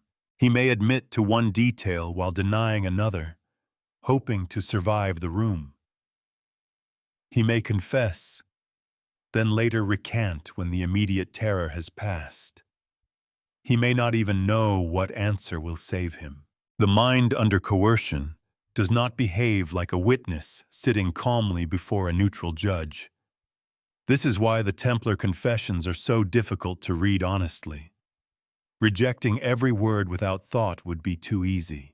Accepting every word as transparent truth would be worse. The historian has to stand in the uncomfortable middle, asking which details appear repeatedly, which may reflect real initiation practices misunderstood or distorted, which were likely supplied by interrogators, and which emerged from the pressure to produce a certain kind of guilt.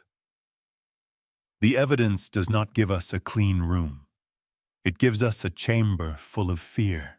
Some of the charges may have grown from rituals of obedience or tests of submission that outsiders found shocking when described without context.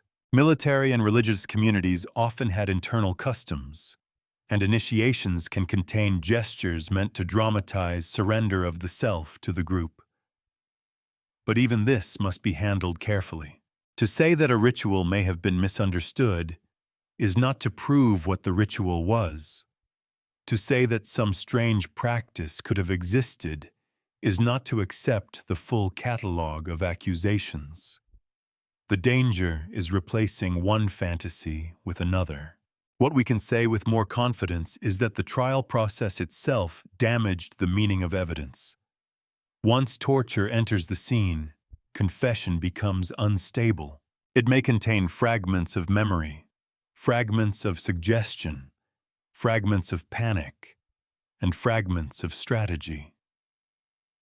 A man might confess because he is guilty. He might confess because he is broken. He might confess because he believes a limited admission will protect him from harsher treatment. He might confess because the questions have taught him the answer expected. Pain is a poor historian. It is skilled at producing speech, not truth. This does not mean medieval authorities believed they were simply manufacturing lies. Many people in positions of power accepted coercive interrogation as a legitimate tool under certain conditions. They believed hidden sin might require force to uncover. They feared heresy as a disease that could spread beneath respectable surfaces. To them, secrecy was not neutral. It was suspicious because spiritual danger was imagined as something that hid, infected, and corrupted from within. That worldview helps explain why the accusations could gain traction. The Templars were not being judged in a modern courtroom with modern assumptions about evidence. They were trapped in a world where the soul, the body, the institution, and the community were legally and spiritually entangled. If an order was suspected of heresy, the matter was not private. It threatened the health of Christendom. And yet, even within that world, there were doubts. Not all Templars confessed. Some denied the charges. Some who confessed later withdrew their statements. Outside France, proceedings did not always produce the same results with the same intensity. The pattern was uneven, and that unevenness matters. If the order had been universally and openly practicing the monstrous rituals described by its accusers, we might expect a clearer, more consistent body of testimony. Instead, we find a record shaped heavily by place, pressure, and procedure. That does not prove innocence in every detail. It does warn us against certainty. Here the legend of the Black Sigil becomes less about a hidden map and more about the way interpretation itself can be darkened. Imagine a symbol found among Templar possessions during such a climate.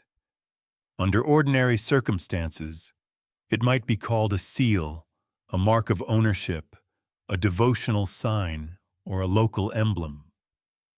Under accusation, it becomes something else. A code, a blasphemy, a route to hidden corruption. The object has not changed. The eyes looking at it have. This is one of the most troubling lessons of the Templar affair.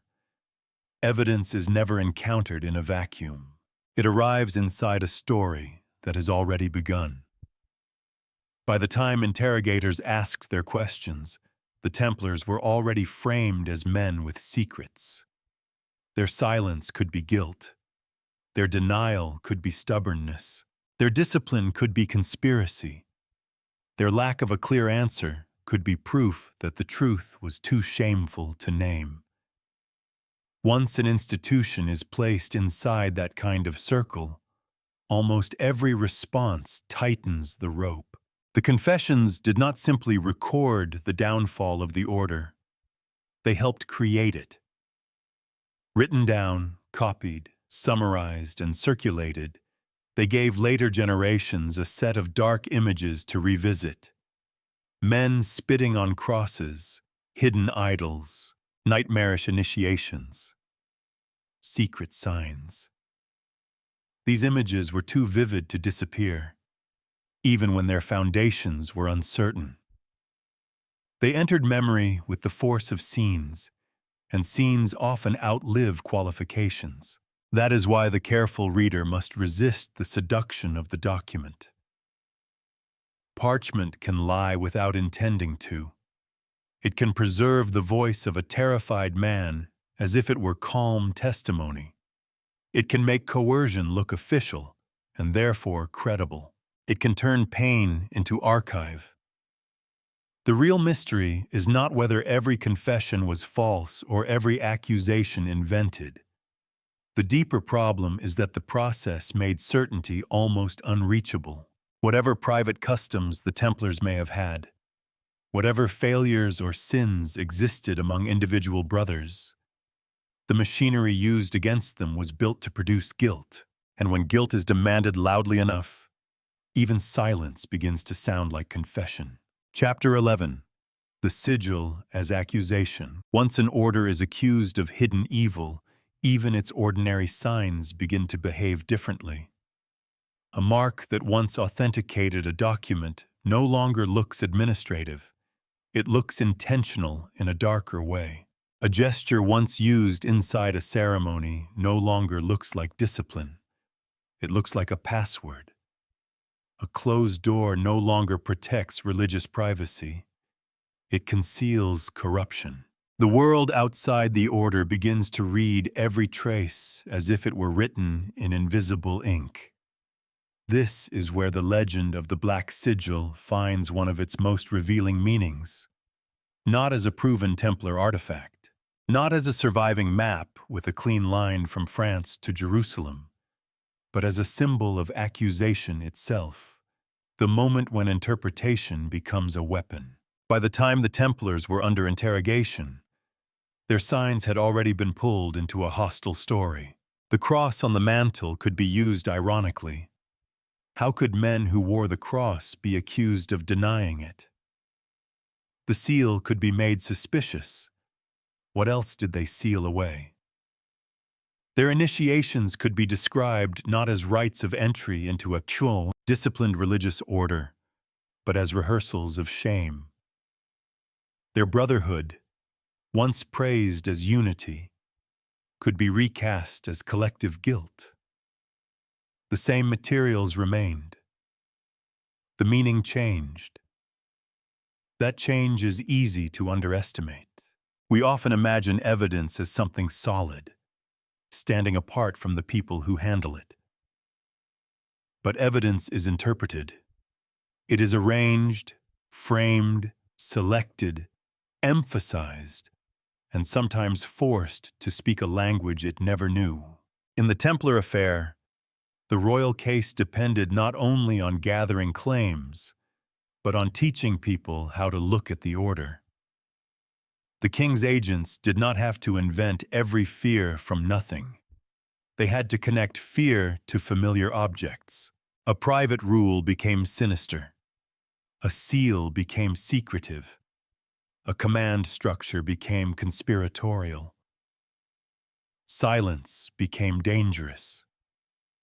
This is the atmosphere in which a black sigil could be imagined.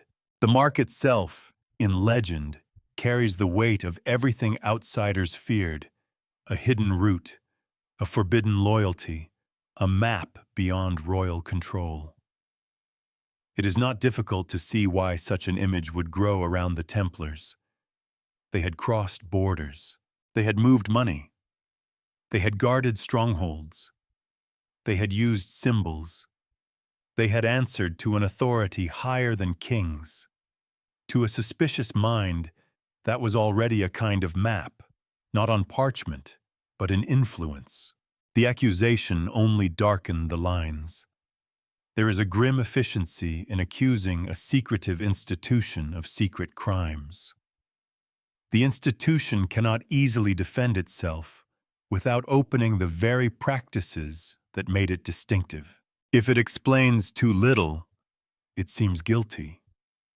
If it explains too much, it confirms that there was something hidden to explain. The Templars were trapped in that logic. Their internal life, which may have included ordinary ceremonies of admission, obedience, correction, and hierarchy, was dragged into public view under the worst possible light. And once dragged there, it could not return unchanged. Imagine a brother trying to explain an initiation rite to men who already believe the rite contains blasphemy. A phrase of obedience becomes a threat. A ceremonial test becomes humiliation. A kiss of peace becomes indecency. A warning never to reveal internal matters becomes proof that the internal matters were monstrous. The listener does not simply hear the answer. He hears it through the accusation that came first. This is why the Black Sigil works so well as a legend. It captures the feeling of a sign whose original meaning has been lost, then replaced by suspicion. But the legend also tempts us toward the same mistake made by the accusers. It asks us to believe that hiddenness itself is proof. It invites us to stare at the unknown mark and assume that the darkness around it must have been placed there deliberately. Yet sometimes darkness is only the shadow cast by missing context. Sometimes a symbol becomes frightening because the people who understood it are dead, scattered, or silenced. The fall of the Templars created many such shadows. Their archives were disrupted. Their leaders were imprisoned. Their properties were seized or reassigned. Their brothers were questioned by men who did not approach them as neutral listeners. Their memory passed through hostile records before it reached later centuries. This means that much of what we think we know about their inner life arrives through the voices of enemies, frightened witnesses, legal officials, and later interpreters with their own appetites. The result is not emptiness. It is distortion. A distorted record can still contain truth, but truth inside distortion is hard to separate. It is like trying to hear a quiet voice inside a room where another man is shouting the answer he wants. Some details may be genuine, some may be exaggerated, some may be misunderstood, some may be entirely imposed. The honest approach is not to flatten everything into innocence or guilt, but to notice how power shaped the act of reading. For Philip IV, the order's symbols could help solve a political problem. They made accusation visible. It is difficult to make debt look noble. It is easier to make heresy look urgent. If the Templars were simply wealthy and independent, seizing them might appear greedy. If they were secretly corrupt, then seizing them became purification. The symbol did important work here. It allowed politics to dress itself in moral clothing. This does not require imagining Philip as a cartoon villain, laughing over a forged parchment. Real power is usually more disciplined than that, and more dangerous. It convinces itself. It gathers useful testimony. It amplifies fears that already exist. It turns ambiguity into certainty because certainty is easier to act upon. By the time the arrests and trials unfolded, the Templars had become a screen onto which many anxieties could be projected. Anxiety about failed crusades, about wealth, about secrecy, about papal authority, about royal power, about religious contamination hidden beneath respectable forms. The Black Sigil is the perfect emblem for that projection. A black mark on a ruined record says almost nothing by itself, but surround it with a destroyed order, rumors of treasure, coerced confessions, missing documents, and a king in need of victory. And it begins to glow with borrowed meaning. It becomes a place where every suspicion can gather. That is what legends often do. They do not create fear alone. They organize it. And organized fear can outlive the facts that first gave it shape. The Templars' actual visual language was not empty. Their crosses, seals, banners, churches, and documents mattered.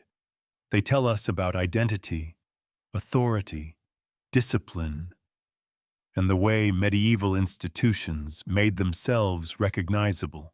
But during the trials, signs were no longer allowed to remain layered. They were pressed into a single story: hidden guilt.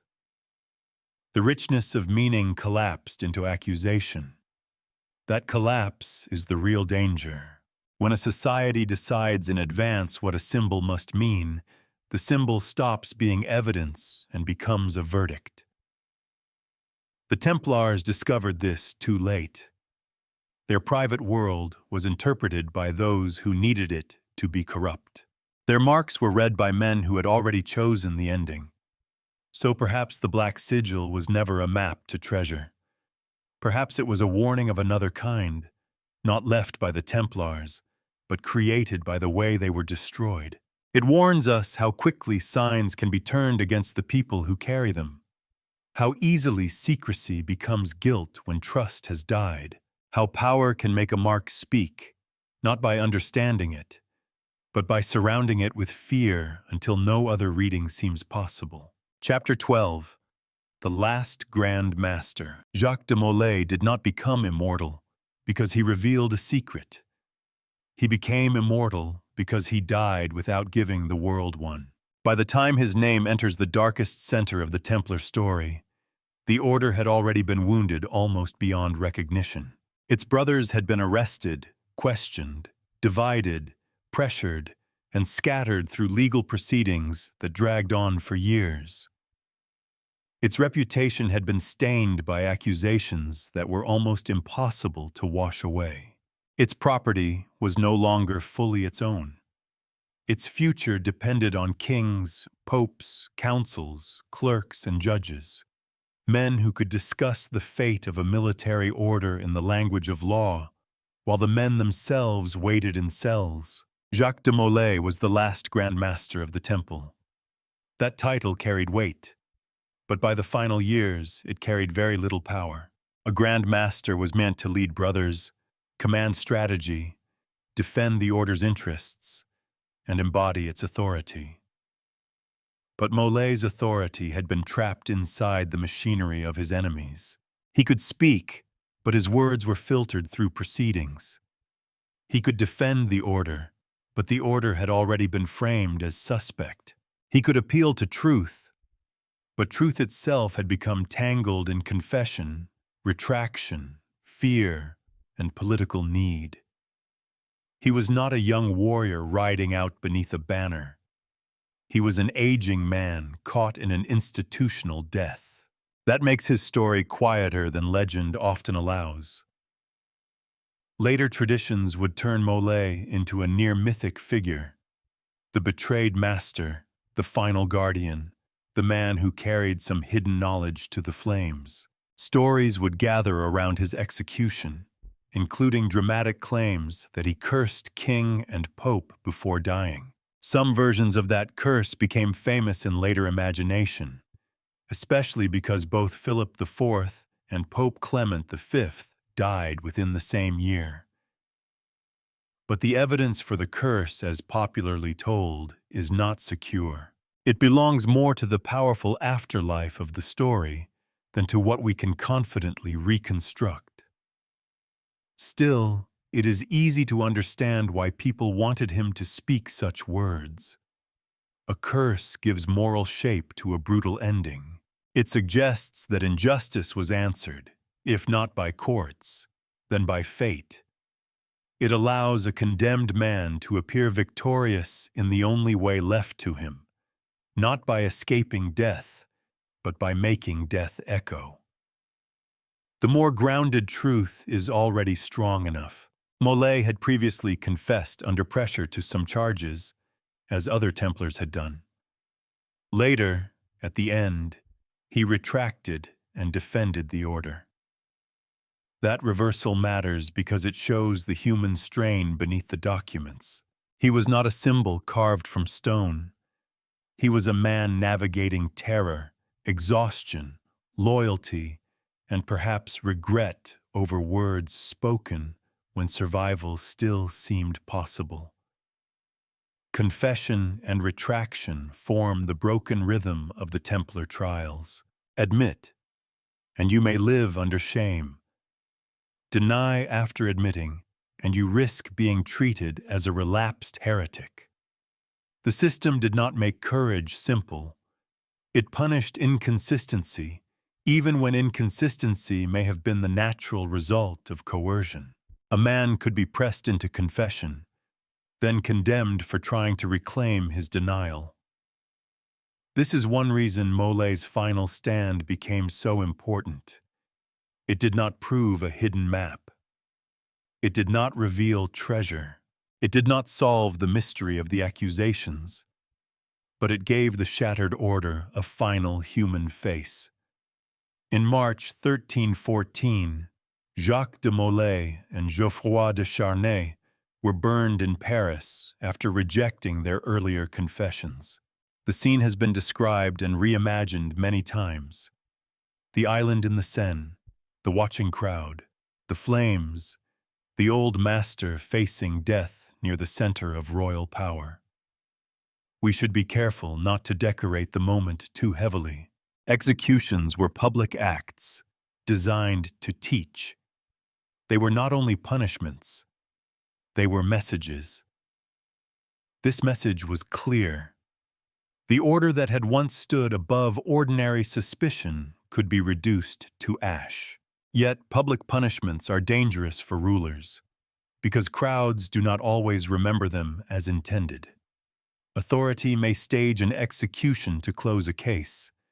Memory may turn it into an opening. That is what happened with Molay. His death did not silence the Templars. It freed them from ordinary history and released them into legend. As long as the order lived, it could be judged by property records, military failures, internal rules, political decisions, and human imperfections. Once destroyed, it became available for transformation. The dead do not correct rumors. Burned institutions do not issue clarifications. Gaps widen. Sympathy grows. Accusation begins to look like persecution. Secrecy begins to look like dignity. Molay's silence became a vessel. Into it, later centuries poured everything they wanted the Templars to have been. Martyrs, heretics, bankers, mystics, guardians, victims, conspirators, saints without canonization, criminals without convincing evidence, keepers of a truth too dangerous for kings. He became less a man than a locked door, and the black sigil, in that sense, belongs more to the fire than to the archive. A hidden mark is most powerful when the person who could explain it is gone. If Molay had calmly produced a document explaining every Templar custom, every route, every treasury, every symbol, the legend would have been poorer.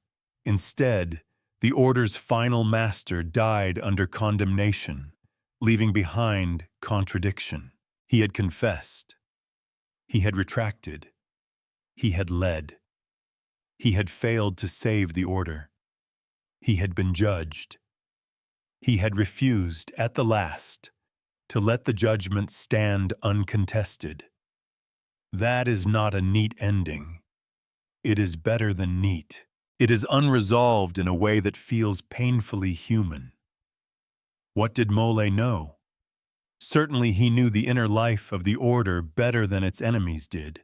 He knew its discipline, its finances, its weaknesses, its loyalties, its history of war, its disappointments after the loss of the Holy Land. He may also have known things that are now lost forever. Names, decisions, tensions, private failures, practical routes, internal disputes. Every leader carries a map of his institution that no parchment fully preserves. But that is different from the legendary map.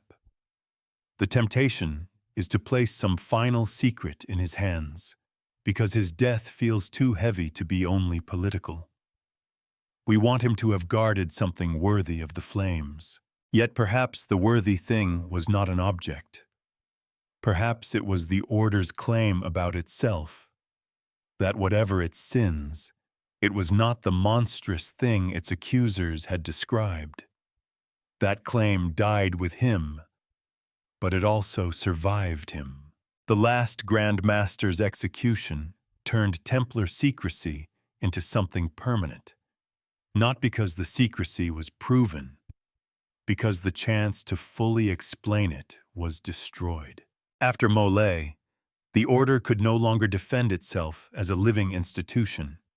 It could only be interpreted by enemies, by sympathizers, by romantics, by treasure hunters, by historians, by anyone who found the ruins and felt that a mark remained unread. The flames in Paris did not reveal the Black Sigil. They made people believe there must have been one. Chapter 13. What vanished, what survived. After the flames died down, the Templars did not disappear in one clean motion. No destroyed institution ever does.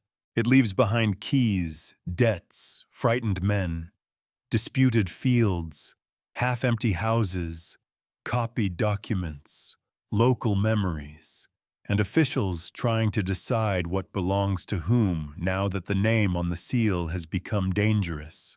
The Order had been condemned, but its world still existed in pieces. Castles did not vanish because a council dissolved an order. Farms still needed tending. Tenants still owed rents. Churches still held altars. Horses still needed stables. Archives still contained charters that could not simply be wished away. The fall of the Templars was not only a spiritual and political event. It was an enormous problem of redistribution. In 1312, the order was formally dissolved by Pope Clement V. Much of its property was intended to pass to the Hospitallers, another great military order with a continuing role in crusading defense. In practice, the transfer was uneven. Kings and local authorities did not always release what they had taken quickly, or completely, or without negotiation. Some lands were absorbed, delayed, contested, or quietly diminished before reaching their new holders. The death of the temple created a harvest, and many hands moved toward it. This is important because it grounds the mystery in something more solid than rumor. If there had been one hidden Templar treasure, one perfect map, one secret archive containing the Order's forbidden heart, we might expect the aftermath to revolve around that single absence. Instead, what we see is messier and more believable. Property changing hands, men being reassigned or pensioned, records scattered across jurisdictions, and local memory slowly losing the meaning of signs that had once been obvious. Some former Templars were imprisoned. Some were released. Some entered other religious settings. Some lived out their remaining years under restrictions or supervision. The order as an institution was dead, but the men who had worn its mantle did not all die with Mole. This is another detail legend often smooths away. It prefers the image of a brotherhood extinguished in one tragic stroke. The reality was more uncomfortable. Survivors had to keep living inside a world that had turned their identity into an accusation. Imagine one of those men years later, no longer a Templar in any legal sense, perhaps lodged somewhere under watch, perhaps absorbed into another arrangement, carrying memories that no court record fully captured. He would know the rhythms of the old life, the prayers, the commands, the faces, the properties, the anxieties, the private jokes that never reach official documents. To others, he might look like a remnant. To himself, he may have been a man whose entire map of belonging had been erased. That kind of loss leaves a different trace. Documents can be transferred. Property can be inventoried. Buildings can be renamed. But institutional memory is more delicate. It lives in habits, loyalties, assumptions, and shared experience. Once the order was dissolved, that memory began to fragment. A record in one archive might preserve a legal grant. A local tradition might preserve a name. A stone cross might remain in a wall after everyone forgot why it was placed there. A former commandery might become just another estate, its older purpose reduced to a story told imperfectly by people born too late to verify it. This is how legends enter the gaps. The supposed map of the Black Sigil may never have been physical. Or if there were documents later mistaken for such a map, they may have been ordinary records of routes, holdings, obligations, and contacts. But after the order's collapse, those practical patterns became harder to see. The network remained only in broken form. A house here, a port connection there, a charter in one collection, a rumor in another. To reconstruct it required patience. To mythologize it required only desire. And desire is faster. In the years after the dissolution, the Templar name carried a strange double charge. Officially, it was stained. The order had fallen under accusations too severe to forget. Yet the brutality and political convenience of its destruction made many later observers uneasy. Over time, unease opened the door to sympathy. Sympathy opened the door to reversal. Perhaps they were not villains at all. Perhaps they were victims. Perhaps victims of such magnitude must have been protecting something. That final leap is where memory becomes romance. What vanished? The legal order vanished. Its rule, hierarchy, command structure, and public mission were broken. Its separate authority ended. Its properties were redistributed or fought over. Its ability to speak for itself disappeared. The Templars no longer had officials who could correct false stories, explain obscure practices, or defend local customs with institutional authority. Once that voice was gone, others spoke in its place. What survived? More than people expected. The buildings survived, though often altered.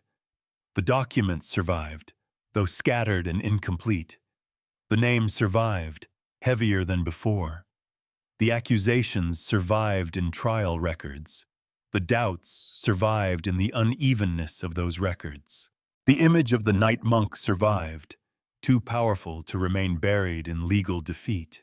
And perhaps most importantly, the pattern survived.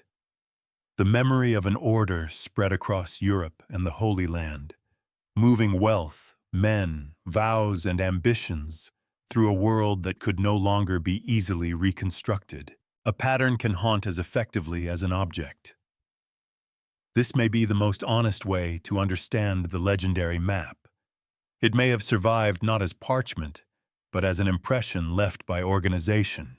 Later generations sensed that the Templars had connected distant places in meaningful ways. They sensed that the order had possessed knowledge of movement, shelter, finance, and allegiance.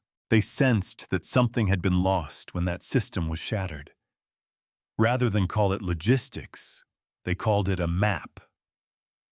Rather than call it institutional memory, they imagined a sigil. The transformation is understandable. A map is easier to mourn than an administrative network. A hidden sign is easier to chase than 1,000 damaged records. Treasure hunters want a point of arrival. Historians often find only distribution. And yet, distribution may be the secret. The Templars did not leave one chamber locked beneath all others. They left fragments spread across landscapes, in former commanderies, in papal decisions, in royal accounts, in local place names, in churches whose stones had been touched by different centuries of use. Their afterlife did not depend on a single hidden object. It depended on the fact that no one could gather the whole story back into one hand. That is why the Black Sigil remains powerful as an idea. It stands for the missing center.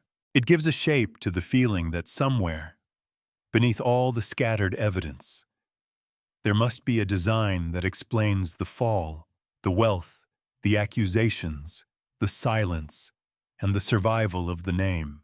But perhaps the center is missing because there never was one. Perhaps the Templar mystery survived precisely because it was broken. Had the order continued, it might have become another medieval institution, with reforms, failures, archives, and gradual decline. Destroyed suddenly, it became unfinished. Its ending left too many rooms unentered. Its symbols remained visible after their meanings had become unstable. Its enemies wrote too much and not enough. Its defenders came too late. So what vanished was the order. What survived was the question. And questions, when tied to faith, money, violence, and memory, can travel farther than any treasure carried out before dawn. Chapter 14. The Invention of the Templar Underground. The Templars did not become legendary all at once. Their afterlife was built slowly by people who needed them to mean something different from what they had been. At first, they were a fallen order, a legal problem, a scandal, a memory of arrests, trials, dissolved properties, and men whose guilt remained difficult to measure because the records themselves had been shaped by pressure. But as the Middle Ages receded, the Templars began to loosen from their own century. They were no longer only knights of the Crusader states, landholders in Europe, servants of papal privilege, or victims of royal power. They became available. That is a dangerous condition for the dead. Once an institution can no longer speak for itself, later centuries begin speaking through it. Romantic writers found tragedy. Esoteric thinkers found initiation. Conspiracy theorists found structure. Political critics found an image of power destroyed by greater power. Treasure hunters found a trail of vanished wealth. Each group took something real from the Templar story and stretched it until it touched the needs of its own age. The result was the invention of a Templar underground. Not necessarily an underground of tunnels, though those would appear often enough in the imagination. This was an underground of meaning. Hidden lineages, secret doctrines, surviving brothers, coded symbols, forbidden knowledge, passed from hand to hand beneath official history. The destroyed order became a perfect container for anything that seemed too powerful, too strange, or too inconvenient to have remained in the open. It helped that the Templars had already possessed the right ingredients. They had been religious. They had been military. They had been rich. They had operated across borders. They had used ceremony. They had been accused of secret rites. They had been crushed by a king and judged under papal authority. Their final Grand Master had died in public, leaving behind a silence that later imagination could fill almost endlessly. A less dramatic institution would not have served so well. No one builds centuries of forbidden lore around a tax office, even though tax records probably explain more history than most sacred relics. The Templars had visual force, a white mantle marked with a red cross, castles, seals, lost strongholds, a name tied to the Temple of Solomon. They looked, from a distance, like men who should have had a secret. And once enough time passed, appearance became almost as important as evidence. In the Romantic imagination, the Templars were transformed into noble victims. Their wealth became less a source of suspicion and more a sign that something had been taken from them. Their secrecy became dignity. Their destruction became martyrdom.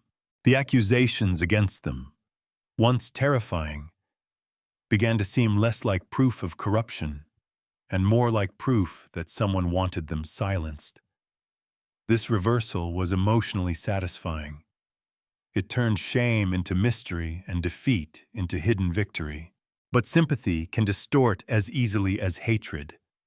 The desire to rescue the Templars from their accusers sometimes created another fiction, that they must have been innocent not only of the charges, but of ordinary human weakness, that they must have been guardians of wisdom rather than participants in the hard, compromised world of crusading warfare.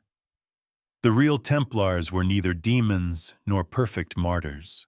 They were men of their time, shaped by devotion, violence, hierarchy, ambition, discipline, fear, and institutional interest. To make them purely luminous is only the mirror image of making them purely corrupt. Esoteric interpretations took another path. They looked at the Order's initiations, its association with the Temple Mount, its symbols, and its destruction, and saw a hidden tradition. The Templars became imagined keepers of ancient teachings, secret rites, sacred geometry, or knowledge preserved beneath the surface of Christianity. In some later traditions, especially those shaped by fraternal and Masonic myth-making, the Templars were woven into stories of inherited wisdom and symbolic brotherhood. Here again, the evidence is not strong enough to carry the weight placed upon it.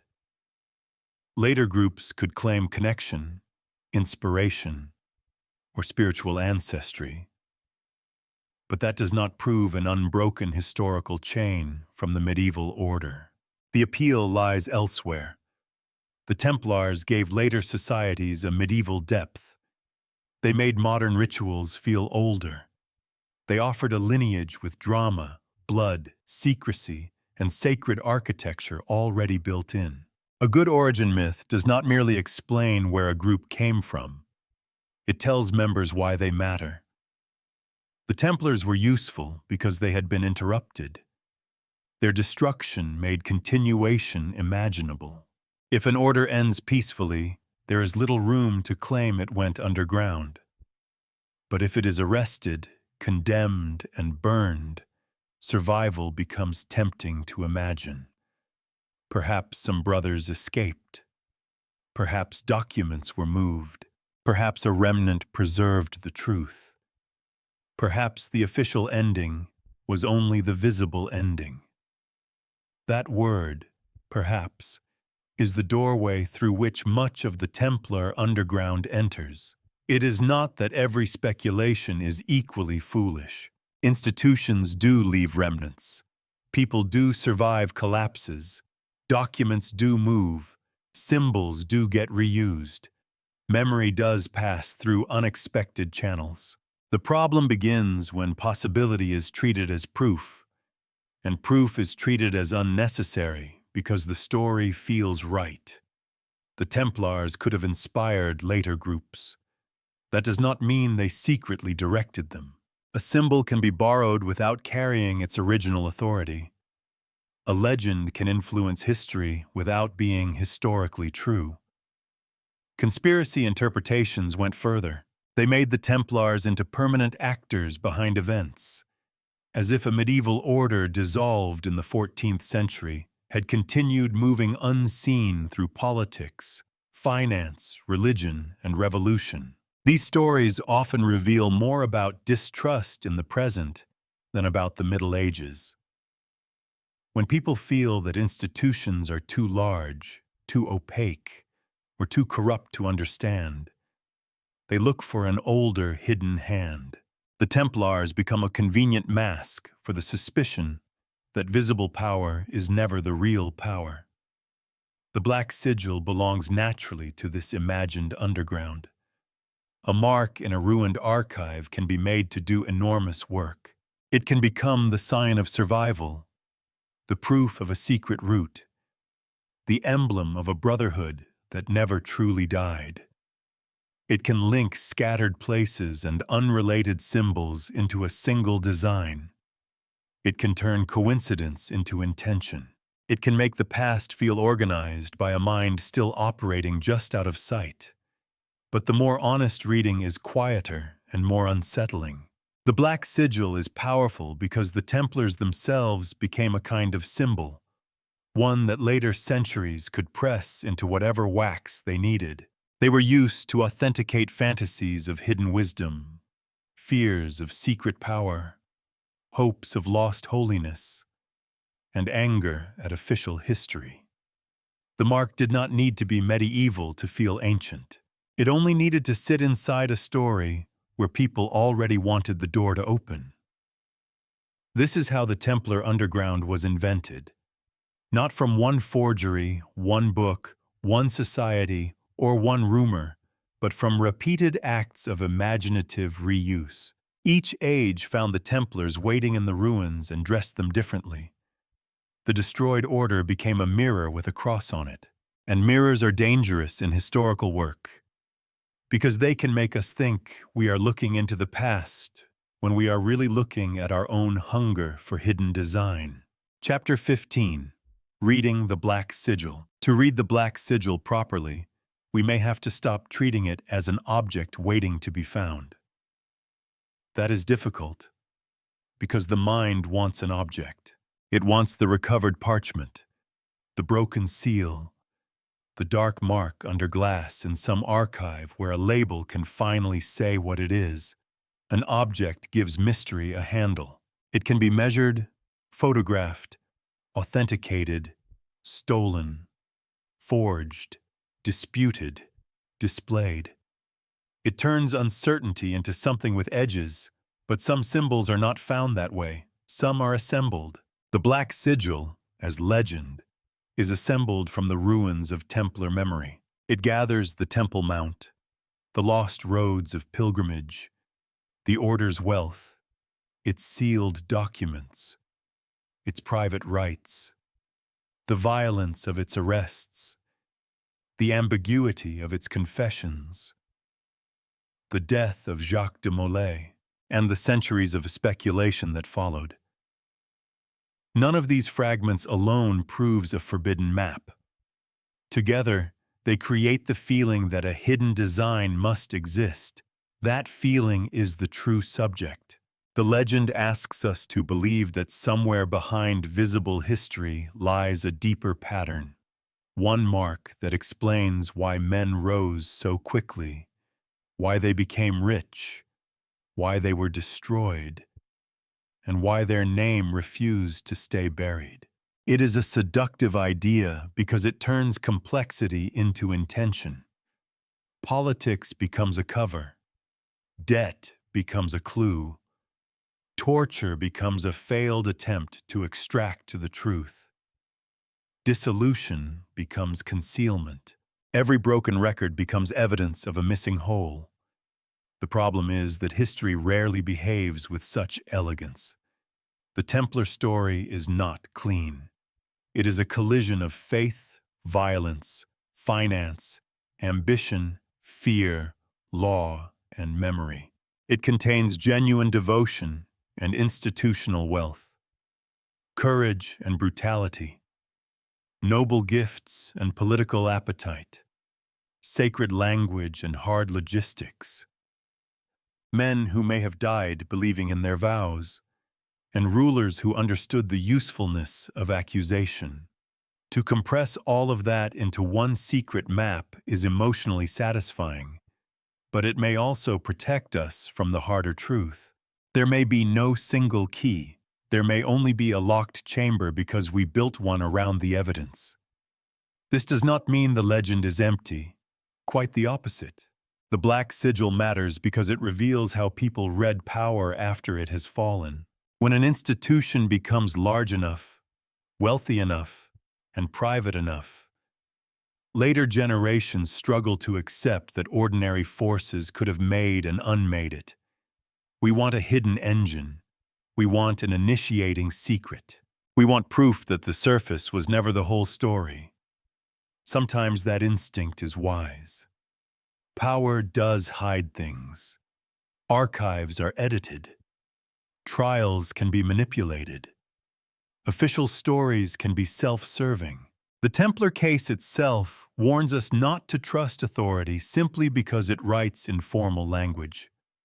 A confession under torture is not made pure by parchment. A royal accusation is not made true by confidence. A papal decision is not made simple by ceremony. But suspicion has its own temptations. It can become so hungry that it devours proportion. It can treat every absence as concealment, every symbol as code, every coincidence as architecture. It can free us from naive trust only to trap us inside another kind of obedience. Obedience to the belief that nothing is ever accidental, incomplete, or merely human. The black sigil sits precisely on that edge. Read carelessly, it becomes a fantasy of total explanation. Read carefully, it becomes a warning about total explanation. It reminds us that a ruined order can be made to carry more meaning than its own century ever gave it. It shows how martyrdom attracts secrets, how wealth attracts suspicion, and how religious violence leaves behind interpretive wounds that never fully close. Why do we want the Templars to have died protecting something? Because otherwise their end is almost unbearable in its plainness. A powerful king pressed a vulnerable order. Accusations were shaped into weapons. Men confessed under fear. An institution was dissolved. Property moved. A final master burned. The causes were large but not magical. Human greed, political pressure, spiritual panic, and legal violence are not small things. Yet they feel less satisfying than a treasure beneath the stones. So we add the treasure, or the relic, or the map, or the sigil. We do this not because we are foolish, but because we are meaning-making creatures. We dislike the idea that suffering can be wasteful. We want betrayal to reveal what was worth betraying. We want silence to contain a sentence. We want the dead to have chosen secrecy rather than simply having speech taken from them. In that sense, the black sigil is less a Templar mark than a human one. It is the mark left by our refusal to let history remain partially unreadable. And yet, perhaps that refusal is also what keeps history alive. Without curiosity, the Templars would become a closed file, founded, enriched, accused, dissolved. Without imagination, we might never return to the ruins at all. The danger is not curiosity. The danger is allowing curiosity to harden into certainty before the evidence can breathe. A careful reading leaves the black sigil unresolved, but not meaningless. It says, "Here is how ordinary symbols become mysterious when their context is destroyed." It says, "Here is how networks become maps in the minds of those who arrive too late to see them functioning." It says, "Here is how accusation can stain every mark it touches." It says, "Here is how legends grow in the space between what vanished and what survived." And perhaps most importantly, it says that the deepest mysteries are not always hidden by the past. Sometimes they are created by the way we look back at it. The Templars may never have possessed the forbidden map imagined in later tales, but they did leave behind something almost as powerful. A pattern of absence, suspicion, and desire that still invites us to read meaning into the dark. The black sigil, then, is not the answer. It is the temptation to believe there must be one. Chapter 16, the map that leads back to us. In the end, the Templar mystery does not lead us neatly beneath Jerusalem or into a sealed chamber in France. or toward a black mark that finally explains everything. It leads back to us, that may feel less satisfying than treasure. A buried relic has weight. A forbidden map has drama. A hidden archive offers the pleasure of a door opening after centuries of silence. But the Templars endure because their story touches something more persistent than gold. They stand at the crossing of forces we still understand. Faith, money, violence, political fear, institutional secrecy, and the dangerous beauty of symbols. They were not invented by legend. They were real men in a real order, born from the crisis of pilgrimage and war in the Holy Land. They became wealthy because devotion needed logistics, and logistics needed land, ships, credit, and command. They became suspect because wealth behind closed doors rarely remains trusted forever. They fell because a king with power and debt found a way to make accusation useful. And after they fell, the broken pieces of their story became too charged to stay ordinary. That is where myth entered. The Black Sigil gives the whole story a shape the evidence cannot fully provide. It imagines that somewhere behind the arrests, confessions, and flames was a design, a route, a secret worth dying for. But perhaps the deepest secret was never hidden under stone. Perhaps it was the way history itself can become a locked chamber when fear and imagination turn the key. We keep returning to the Templars because they make suspicion feel intelligent. They remind us that official records can be compromised, that power can disguise appetite as virtue, and that public truth is sometimes built from private pressure. But they also warn us that suspicion can become its own prison. If we decide every mark is a code and every silence is proof, we do not escape manipulation. We simply choose a different master. The real map, if there is one, is not a parchment marked with forbidden ink. It is the pattern by which human beings turn loss into legend. A holy order is destroyed, and we ask what it must have protected. A leader burns, and we imagine the words he never left behind. A seal survives without its full context, and we feel sure it must be speaking in disguise. The ruins do not have to lie to us. We are often willing to complete the story ourselves. That does not make the search worthless.